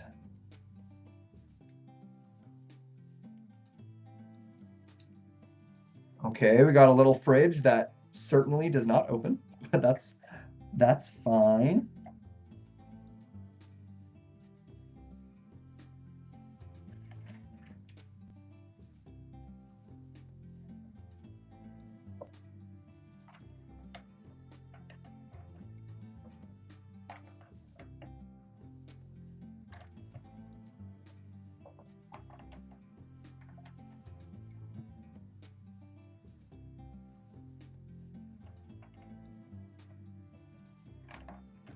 We are wrapping up bag 8.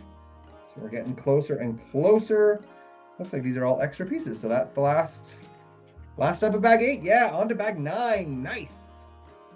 12 tracks down. Nice, Jess. Keep it up. Howdy, hey, I've been watching more and more Lego videos, and now I found your stream, and the boat looks sick so far.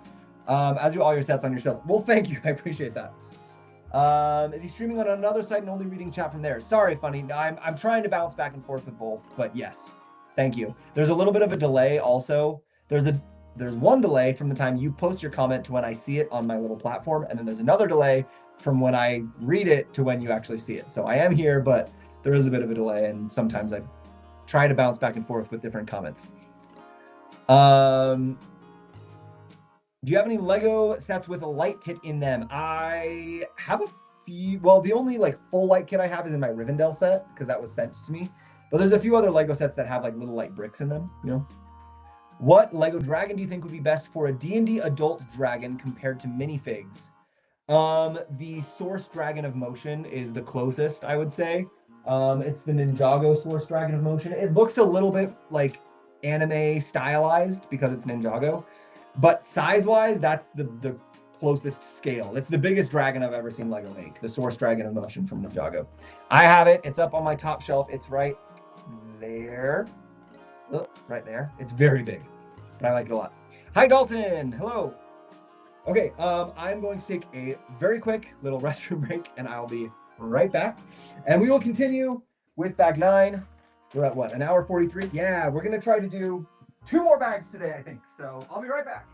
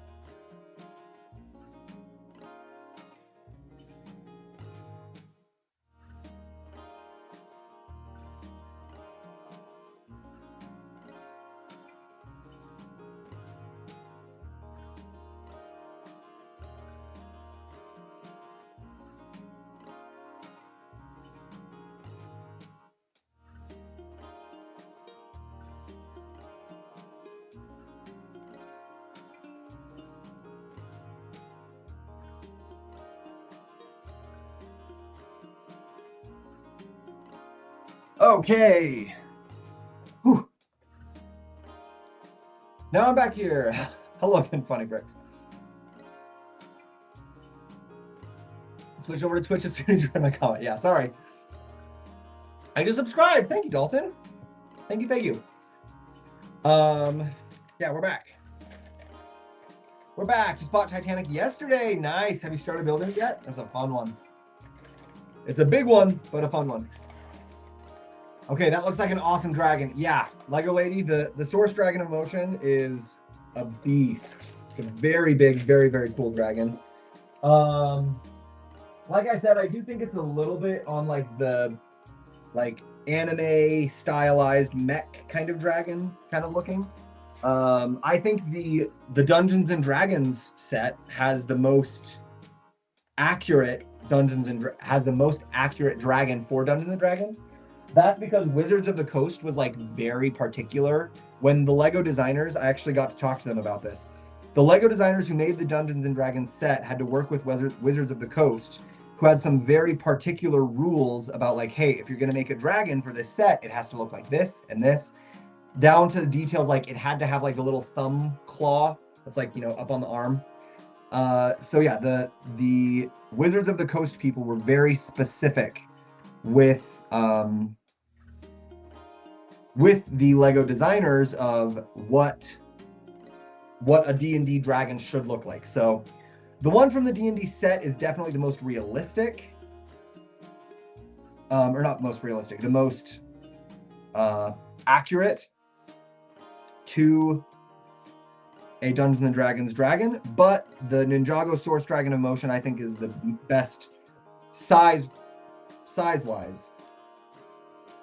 for a dragon for a D&D minifig scale. So it just depends on, is size more important or is the look and accuracy of the dragon more important for you? I wonder if he has any suggestions for selling Lego sets. I have some unopened older sets I'm looking to sell, and I want to know where is a good place to sell them is. It depends on what your priorities are. If your priority is to make the most money, eBay. People usually get the highest prices on eBay. If your priority is to like sell them to the Lego community, then I would use Bricklink. Bricklink is a really good place to sell, I think. So yeah, it kind of just depends on what you're going for.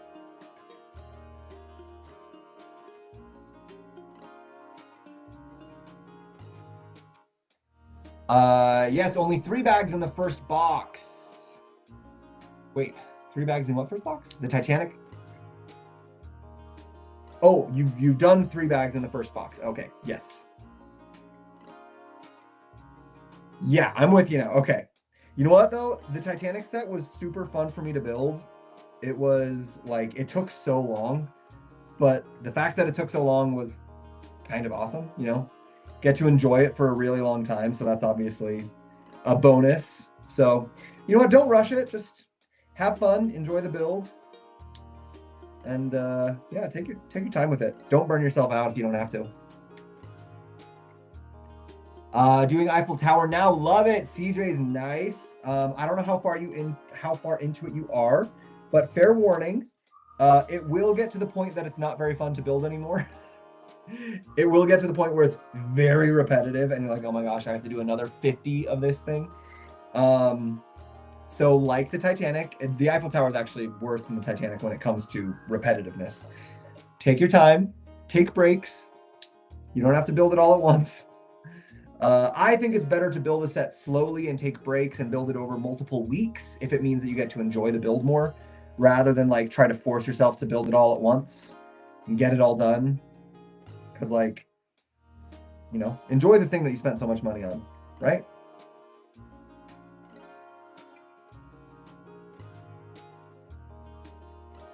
But yeah, that Titanic set can get, or that Eiffel Tower set can get very repetitive.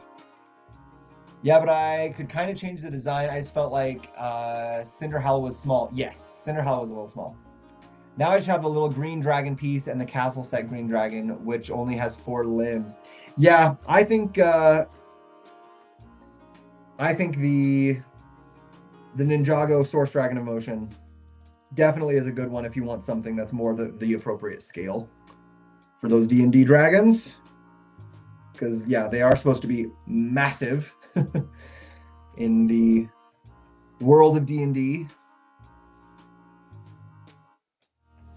Really, really enormous creatures.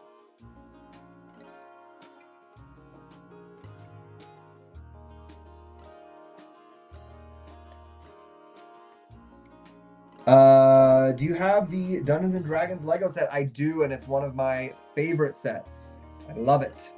Love the D&D set. Do you have the Vincent Van Gogh art set? I do. I have both Starry Night and the newer Sunflowers. Both of the Vincent Van Gogh sets. I have them. They're beautiful sets.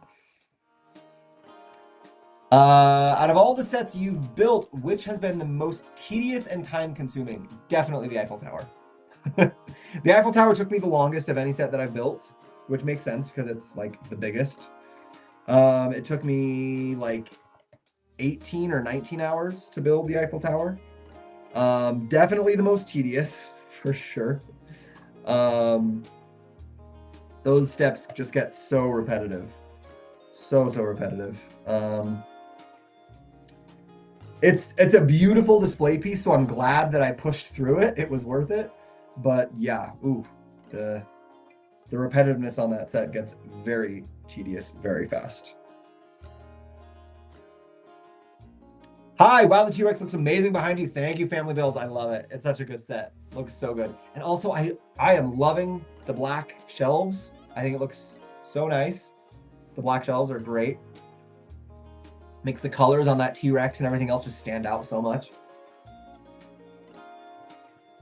Do they ever make any St. Patrick's Day set?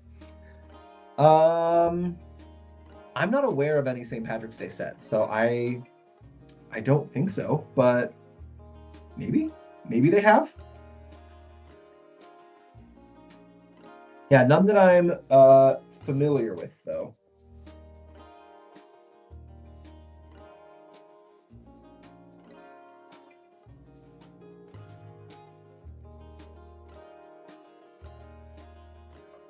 Got a staircase.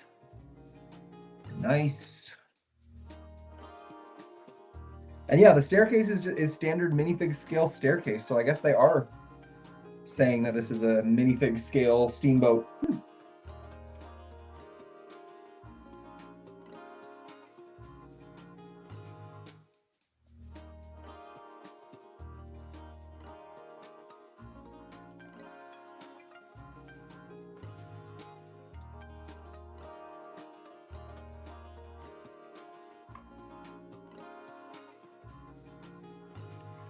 There's one I'm really hoping to get a good chunk of change for. Brickset says I could get around 700 for this set. Republic Attack Gunship. Ooh. Yeah, the Republic Attack Gunships are always very, very sought after. Those are very popular sets. So I think that's right. I think you could get a lot for it. I don't know if you could get 700 specifically for that one because I haven't memorized exactly what the prices are of all the different sets. But Republic Attack Gunships are always, the Star Wars collectors out there always want that set. I'm not like a huge Star Wars collector, so that's not like my world of expertise per se. But yeah, that one is typically a very, very sought after set. So I think you could definitely get a really good price for it.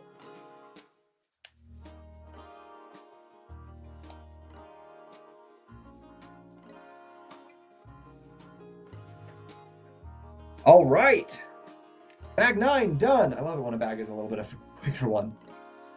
I really want the art sets. The only displays I have are Truvy Fountain and Ship in a Bottle. Well, those are two really nice ones, so good choices. Which of your sets have the most pieces? I have the world map, which is the most pieces of any set Lego has ever done. It's like 12,000 something pieces. The second most pieces is the Eiffel Tower, which we've been talking about. That one's got 10,001 pieces. Where did you get the black shelves from? Half of them are Billy bookshelves. Like these smaller ones are Billy bookshelves from IKEA. The bigger ones behind me are Pax Wardrobe, also from IKEA, but I had to paint them black because they don't come in black. I want that set. How's the build? It's been going good so far. It's got some fun fun techniques, some nice variety, some cool mechanical features. It's pretty cool. Botanical and Twilight set behind you look so small. Yeah, they do, right?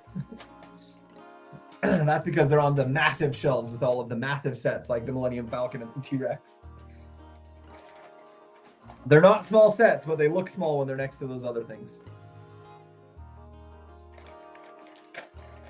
Any minifigures on this set? No, Vinny, or Vladimir, sorry. No minifigs on this set. Which, at first, I thought made sense because I didn't realize that it was minifig scale.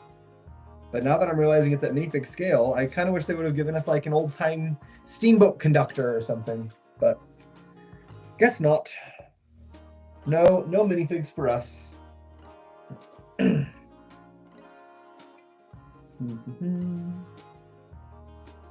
it is. Okay, I'm gonna turn this around so I can see it from the right direction of the instructions, so I don't mess anything up accidentally. Got it?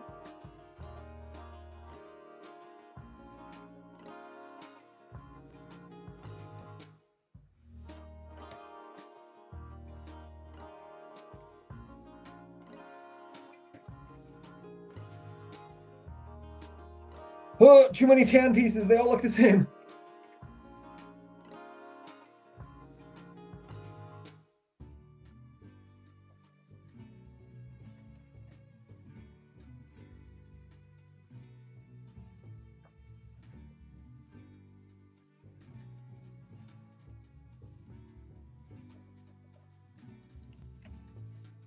What are we doing back here? Oh, it's gonna be all those little things. Okay.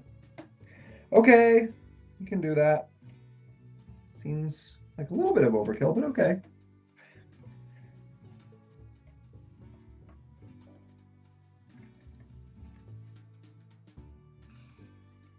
Radical, I can't wait to sell it new in box for nearly my entire 2 weeks salary. I'm not crying. Hey, yeah, if you've got that set new in box, that is very, very valuable. So congratulations on having a very valuable set, and I hope you get a very good price out of it.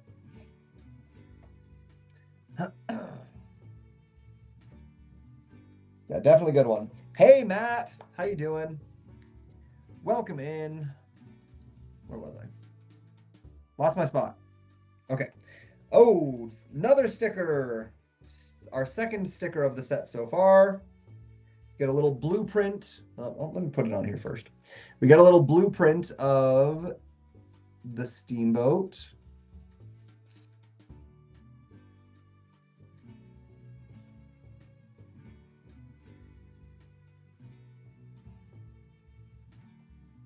There we go. Little blueprint of the steamboat. Looks nice. It's going to go on this back wall. And then we get a little pressure gauge on the back wall also. There we go. And a little caution. Oh, another sticker.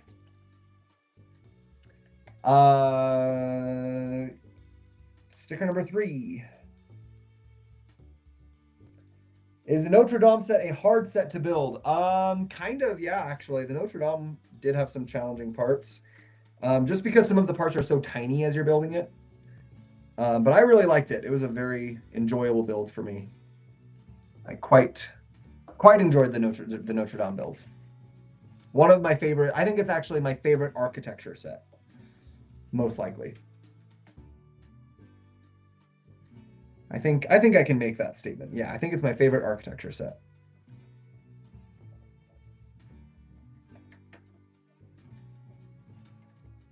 Doing great. I can't decide between the Avenger Towel and Eiffel Tower. What are your thoughts? The Eiffel Tower is the hardest set to display of any that I've ever gotten. Like, it's got such a wide base and is so tall that unless you have a spot specifically set aside for it, it's almost impossible to find a good display spot.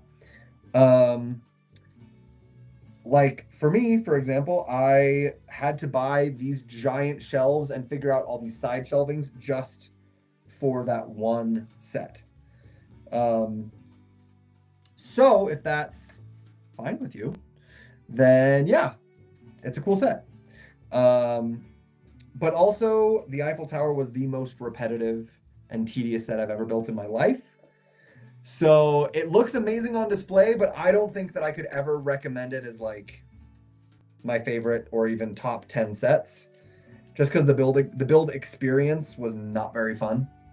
So given that, I would probably have to say the Avengers Tower over the Eiffel Tower, personally. OMG, how did you get this? Grace, hello. I got this as a Lego ambassador. Lego sent it to me early so that we could do a review. So welcome, you're part of the review now. I like to build the review sets that I get sent on my live stream, and then once the build is finished, then I'll do like an actual like in-depth review discussion of the set.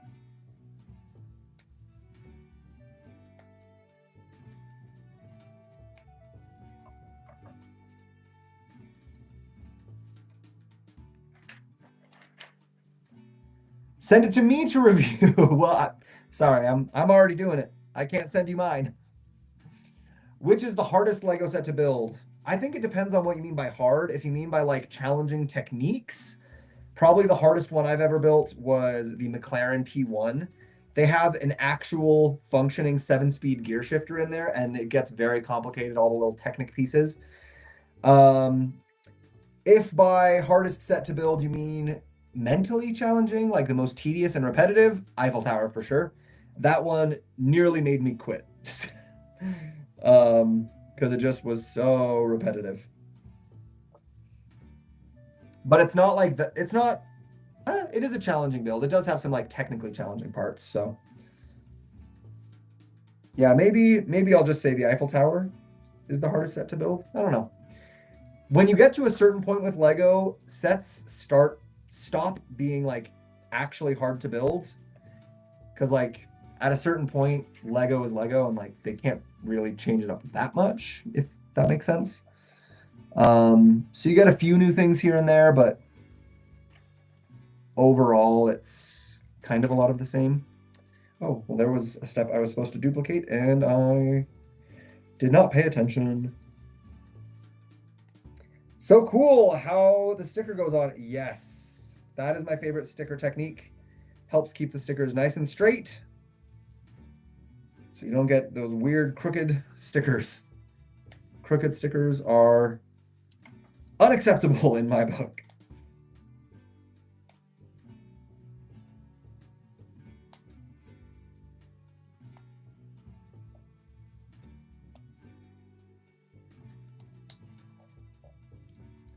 Okay, this one was supposed to go over here.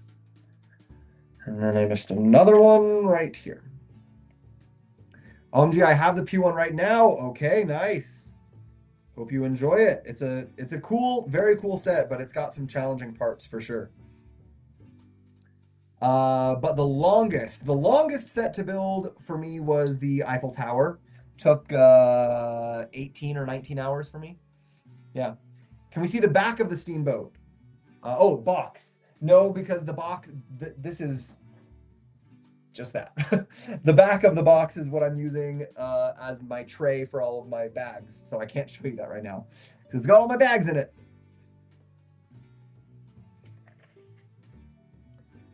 Is there a series that retired that you didn't get and really wish you did? There's a lot of series that fit that category. Pirates of the Caribbean, SpongeBob, The Simpsons. Yeah, there's a lot. I missed out on several sets that I now kick myself for having missed out on. But oh well. Can't go back.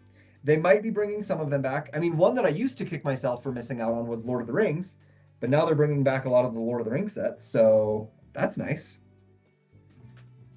So maybe the rumor is they're bringing back some of the Pirates of the Caribbean sets, so that would be great. Maybe they'll bring back others. Who knows? Yes, the pirates. Uh-huh. Can you tell us more about the Lego Tyrannosaurus Rex fossil, please? Sure. What would you like to know about it? Like I can, but like that, yeah, what do you want to know? I did post my review on my page, so if you just like want general info, my review is up, so you could check that out, but I'm happy to share any more specific information if you have any specific questions. Do you think the Stitch house is overpriced at 90? I haven't looked too closely at it yet, so I'm not sure. I'll have to take a look at how big it is, how many pieces it has, that sort of thing. And then I would be able to say if I think it's overpriced or not. But I have not taken a close enough look yet. There is a new Simpsons Lego. There is? What? When? Do you know if this set has any Technic pieces that create a mechanism? A lot. It has a lot of them. You can't see a lot of them, but underneath, maybe you can see there's some of them right there. There's some up in here. So basically, we've got a few different functions. When you turn the steering wheel, it will turn the rudder in the back. And when you drive the set, it has some moving parts and functions inside that if you were on my overhead camera, you'd be able to see moving down in there, but you can't really see there. It's like, see when I turn the wheel there, there's some moving functions down inside. So yes, lots of Technic mechanism functions in here. Hello, Arman. I want to get the Mario Kart set for Mario Day. Mario Day's passed. You missed it. Which set you thought it was cool, but after bought and built, it's not? Ooh, the Hogwarts Icons set, the one with the giant Hedwig standing on the pile of books. I thought it looked super, super cool, and then I built it, and then it's one of my least favorite sets. How big is this supposed to be? I gotta plan some space for this. I don't know exactly, but like there's the width. It's about as, or length. It's about as long as the Endurance ship. I'm sure there's specs, dimensions printed somewhere, but I don't know where they are. They might be on the back of the box, which I can't get to right now. That would also be on the LEGO website, though. This one, you can see the full listing of this on the LEGO website, so I'm sure they've got the dimensions on there, too.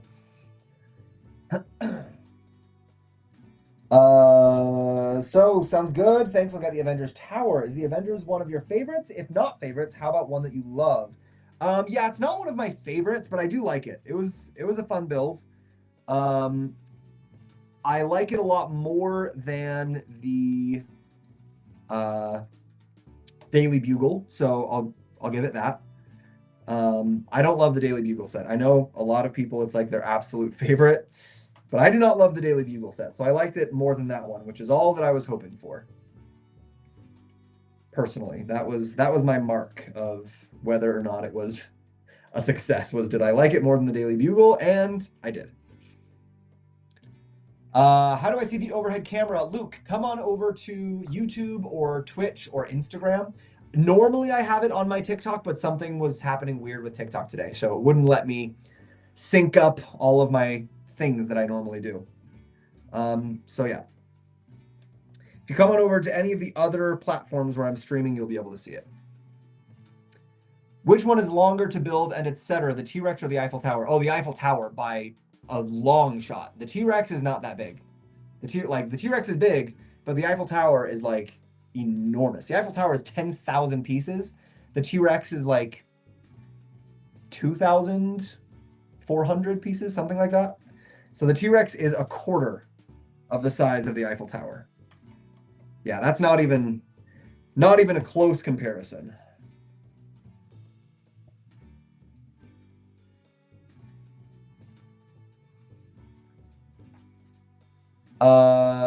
What theme do you don't like most? Mine is 15 bucks superhero mech. I don't really have a theme that I dislike. I just, there's a lot of themes that just aren't designed for me. Like I'm not the target audience, so that's just kind of the way that I look at it is like, yeah, I'm not the one that they're designing that set for, so I just don't really care that much about it. If I had to pick, I mean, a lot of them I've just never built before. You know, like I've never built Monkey Kid. A lot of people love that one, but I've never built it.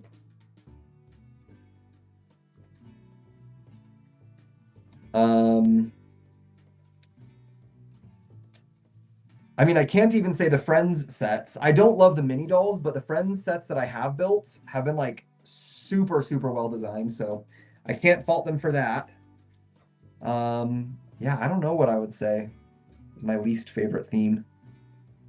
Because none of them are really terrible. I think they're just all for different. They're designed for with different people in mind. You know, they're not all designed for me or you. Some of them are designed for younger kids, or some of them are designed for older people, or some are designed for Star Wars fans, and you know, a bunch of different stuff. That's actually the really great thing, I think, is that Lego makes so many different products and different lines and series that everyone can have the thing that they like. How deep are your shelves? Looking myself. And these are the IKEA PAX wardrobes, so they're very deep. They're the only ones that I could ever find that would fit the Eiffel Tower, which is the reason I got them. I don't know the exact measurement, but they're deep enough for the Eiffel Tower, which is one of the hardest Lego sets ever to display. So they've been great for everything else too. Nothing else has been more challenging to display than the Eiffel Tower. And they fit that, so good to go.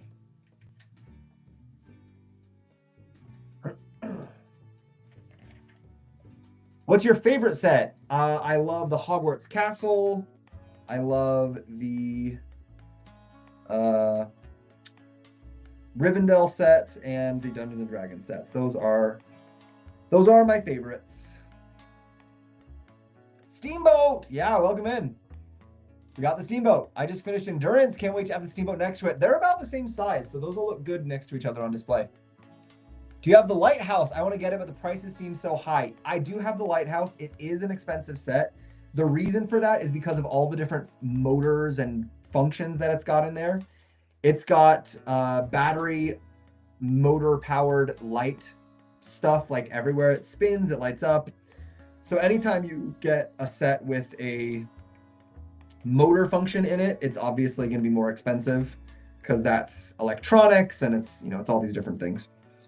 So I do have it. I think it's a really nice set, but yes, it is definitely more expensive than the average Lego set for sure. No doubt about it.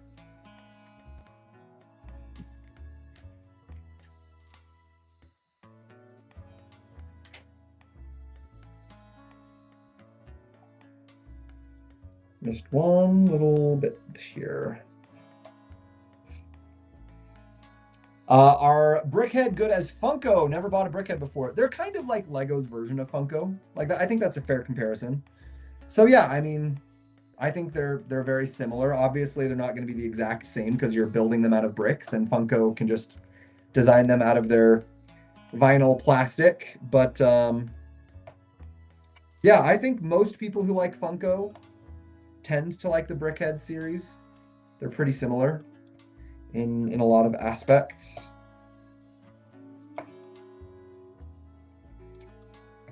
I left for 30 minutes. What? Wait, what? Welcome back. What made you put the Lord of the Rings in a closed case? Because someone sent the case to me to do a review of that case. So I got it for free. So I was like, okay, whatever. I've got it. Might as well protect Rivendell from the dust. And because Rivendell has so many of those like elven archways and leaves and everything, it's a very difficult set to keep dusted. So I think it's a good one to have a dusting case for.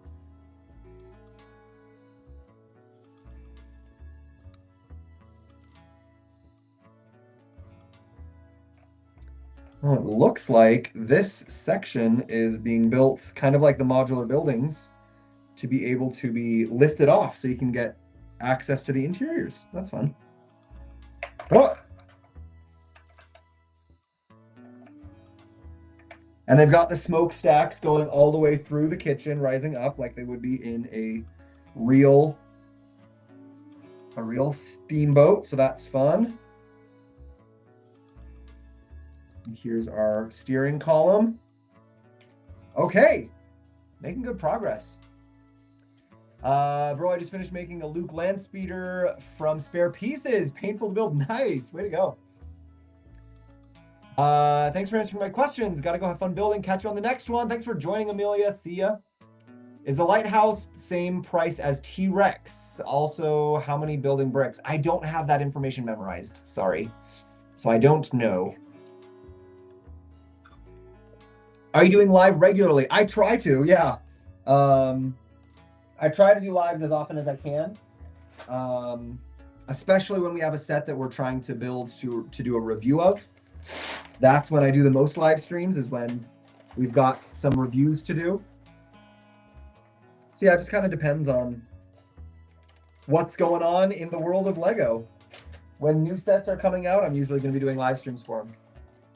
What do you think of the Fast and Furious S2000? I don't know. I haven't built it, so I don't know. I just bought the Milano spaceship. That's a fun one. I do like that one. For some reason, live Lego Builder are so rare, and some of them don't talk much or not friendly. Well, that's weird. I don't know why you would not be friendly or not talk much. I mean, sometimes I don't talk much if like there's no one else on the live stream and I'm just by myself. But if there's comments, like I definitely want to read the comments and interact with you guys. Like, that's why we're here.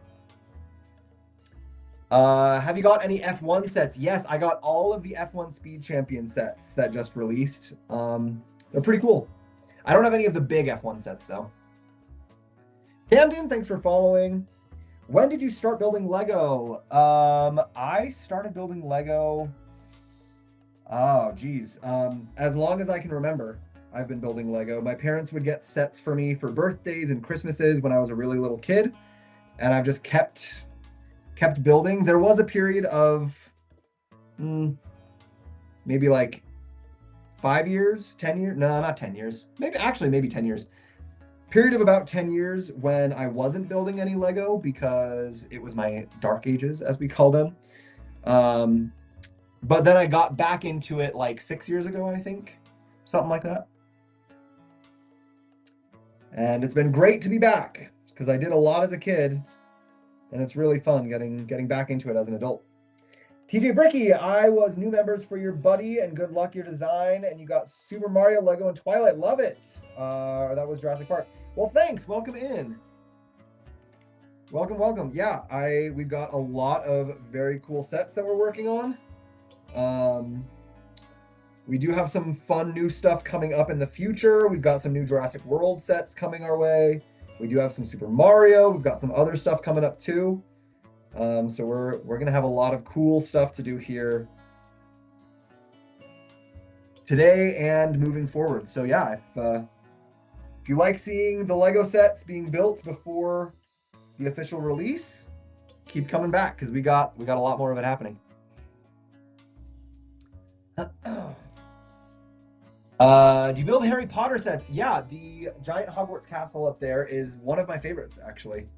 I love that set. How to stop my family saying you're 25, stop playing with toys whenever I get new Lego set. You just tell them, hey, it's my life, it's my money, mind your own business. I'm doing what I love doing, and it shouldn't bother you. Like my hobbies, my interests shouldn't affect you, so don't be bothered by what I do with my life.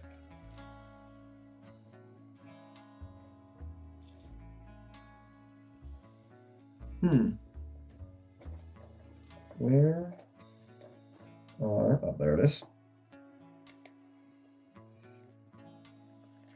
Who is your fave person to build sets with? That would be my my super hot husband. That's him on the chat, guys. That's Ty Thomas. If you want to get some good Disney content, that's he does fun Disney stuff. I'm back. Welcome back, Dalton. Do you still have all the sets from your childhood? No, I wish I did. A lot of them were lost to time, and a lot of them were lost to my younger sister, who took over my collection when I went to college, and then she like obliterated it because she was a kid. She didn't know any better. I can't blame her for it. She was just a kid doing what kids do, but it was sad that my collection kind of got Destroyed. Sad day. If I was you, I wouldn't have the patience to be answering the same question every stream. I mean, yeah, I do get asked, what's your favorite set? Probably like 25 times per stream at least, but whatever. Hello, I just joined. Welcome in, Chocolate. What is a good beginner set? Ooh, good question. My favorite beginner sets are the Brickheads. The reason I like them is because they're simple enough that you won't feel like overwhelmed or like it's impossible, but they're complex enough that they won't be boring. Like a lot of the beginner sets might be too boring for some people because they're super basic, but I feel like the Brickheads are a good combination of interesting building techniques and, you know, still being like a little bit more advanced. Plus, there are basically like every fandom that you could ever want. There's Brickheads for almost all of them. You know, there's Star Wars and Marvel and Disney and football, and like there's bunches and bunches of different Brickhead sets. So I think they're really good ones to start out with. Are you sponsored by Lego, or do you just spend a lot of money on them? Kind of both. I'm a Lego ambassador, so Lego does send me sets to do reviews of. But they don't send me, not everything you see behind me is from Lego sending them to me. I also spend a lot of money on Lego. So both is the answer.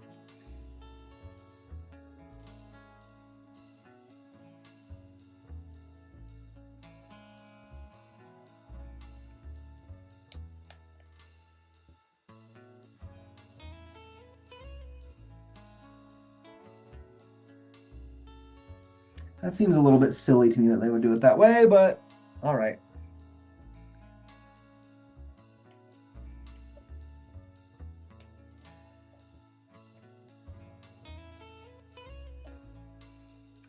Hi, Thomas. Hi, Gary. Oh no, you're saying hi to Tyler. Hi, Sean. Welcome in. What's the hardest set in your opinion? I'm up for a challenge. The Eiffel Tower. Just because it's such a long, repetitive set that it's like a mental challenge to get yourself to finish it. Hi, Cecilia. Have to get to work, but love watching. Thank you, Gabs. Coming back anytime. Does Lego send you sets frequently? Yeah, I usually get at least one a month. Just depends on how many sets are coming out at that time. Sometimes it's like multiple in a month. Like there's some months where Lego just is releasing a lot of stuff all at the same time. So on those times I get more. Just kind of depends. Depends on what Lego is up to. There's some months where Lego doesn't release very much, and then so that month I might get like one thing, but then there's some months where there's like 100 sets releasing from Lego all at the same time. I think the most that I've ever gotten at one point was 13 sets all at the same time. So that was pretty cool.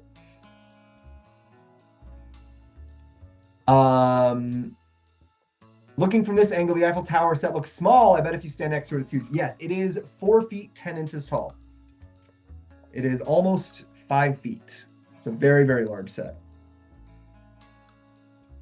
Yeah, from maybe back there, it might look small, but yeah, that is 5 feet tall almost.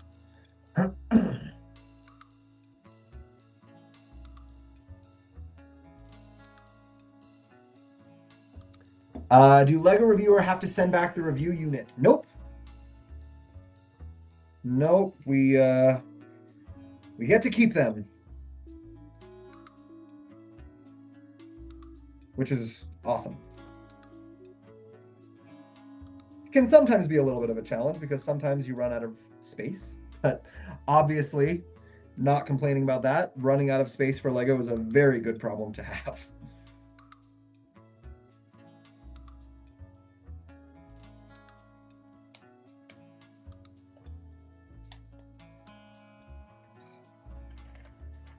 I heard from Ash and Flash that Lego is more strict about leaks now. Is that true? Yes, that is true.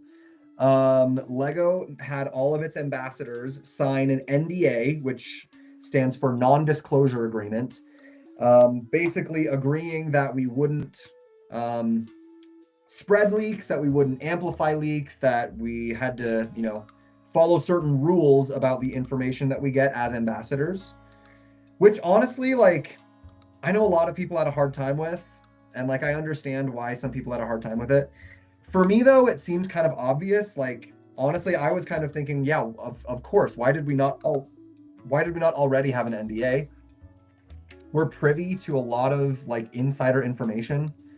To me, it seemed kind of obvious that like we should have had an NDA like the whole time.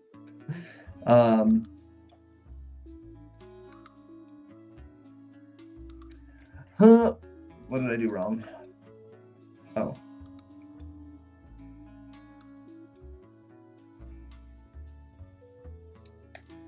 So yeah, for me, it's not a big deal. Like I was already being very careful to not spread any leaks or rumors or anything, because I just think that that's an important thing to do when you're trying to represent a company. You know, you got to play by their rules, but some people are very upset by it, which is fair.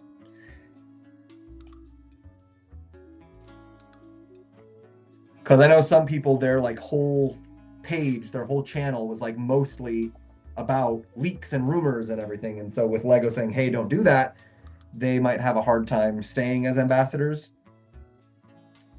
But I wasn't really doing any leaks and rumor stuff anyway, so for me, it's all kind of the same, you know? How many sets do you build monthly? I don't know. A lot. If you had to choose one set to erase from your memory and rebuild, what would it be? Ooh. Probably D&D. Either D&D, well, it would be one of my favorites. It would be D&D, Rivendell, or Hogwarts, because the reasons I love those is because the build experience was so fun on all of them. Probably D&D. That one has so many fun Easter eggs and hidden details and stuff, and it was just so good. Example, if they release a set on March 1st, when do they send out the review unit? A month, a week? Oh, it depends. Sometimes we get it like very late. Like the Beauty and the Beast, we were supposed to do the review on March 5th, but we didn't get it until March 12th or March 11th. So sometimes they're late. Usually we get a set about a month before it's released to do reviews, but it can totally change. Sometimes it's like a month, sometimes it's like 2 months. One time there was a set that was releasing in the rest of the world in April, but it didn't release in the US until June. So I technically got that one like 4 months in advance.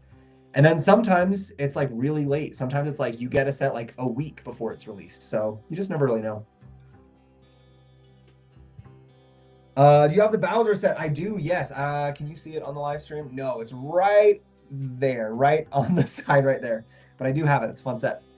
Okay, guys, I have got to go there, but we made some really good progress. We did 12 bags today, so that's quite a lot. We've been making good progress on the boat. Got a lot of good stuff going. We will come back next time. We will keep building, most likely tomorrow, but I can't promise it because, you know, life happens. Things get in the way. Have you ever gotten asked to review a non-Lego brick toy? Yes, very frequently, and I sometimes do it. Just depends how I feel. How rarely the review unit is different from the official set? Never. The review unit is always exactly what comes out on the shelves. How many bags total? 32 bags for this set. So yeah, got your last questions in. Now I got to get going. Thank you everyone for joining. We're going to keep building this one. We're going to make sure we get it built and finished before it releases on April 7th. So make sure you come back, follow, subscribe, notifications, do whatever you got to do so you don't miss the live stream. We should be back on tomorrow at around the same time as we started today. Wherever you are, rewind your clock by about 2 hours. That's usually the time that I start my live streams. Give you a follow because you're cool. Thank you. I appreciate it. Yeah, so we will be back. We'll finish this up. Then, like I said, we've got Jurassic World sets coming up. We've got Mario sets coming up. We've got a set I'm not allowed to tell you about yet that's coming up. So keep coming back. We will have some awesome, fun LEGO content for you guys.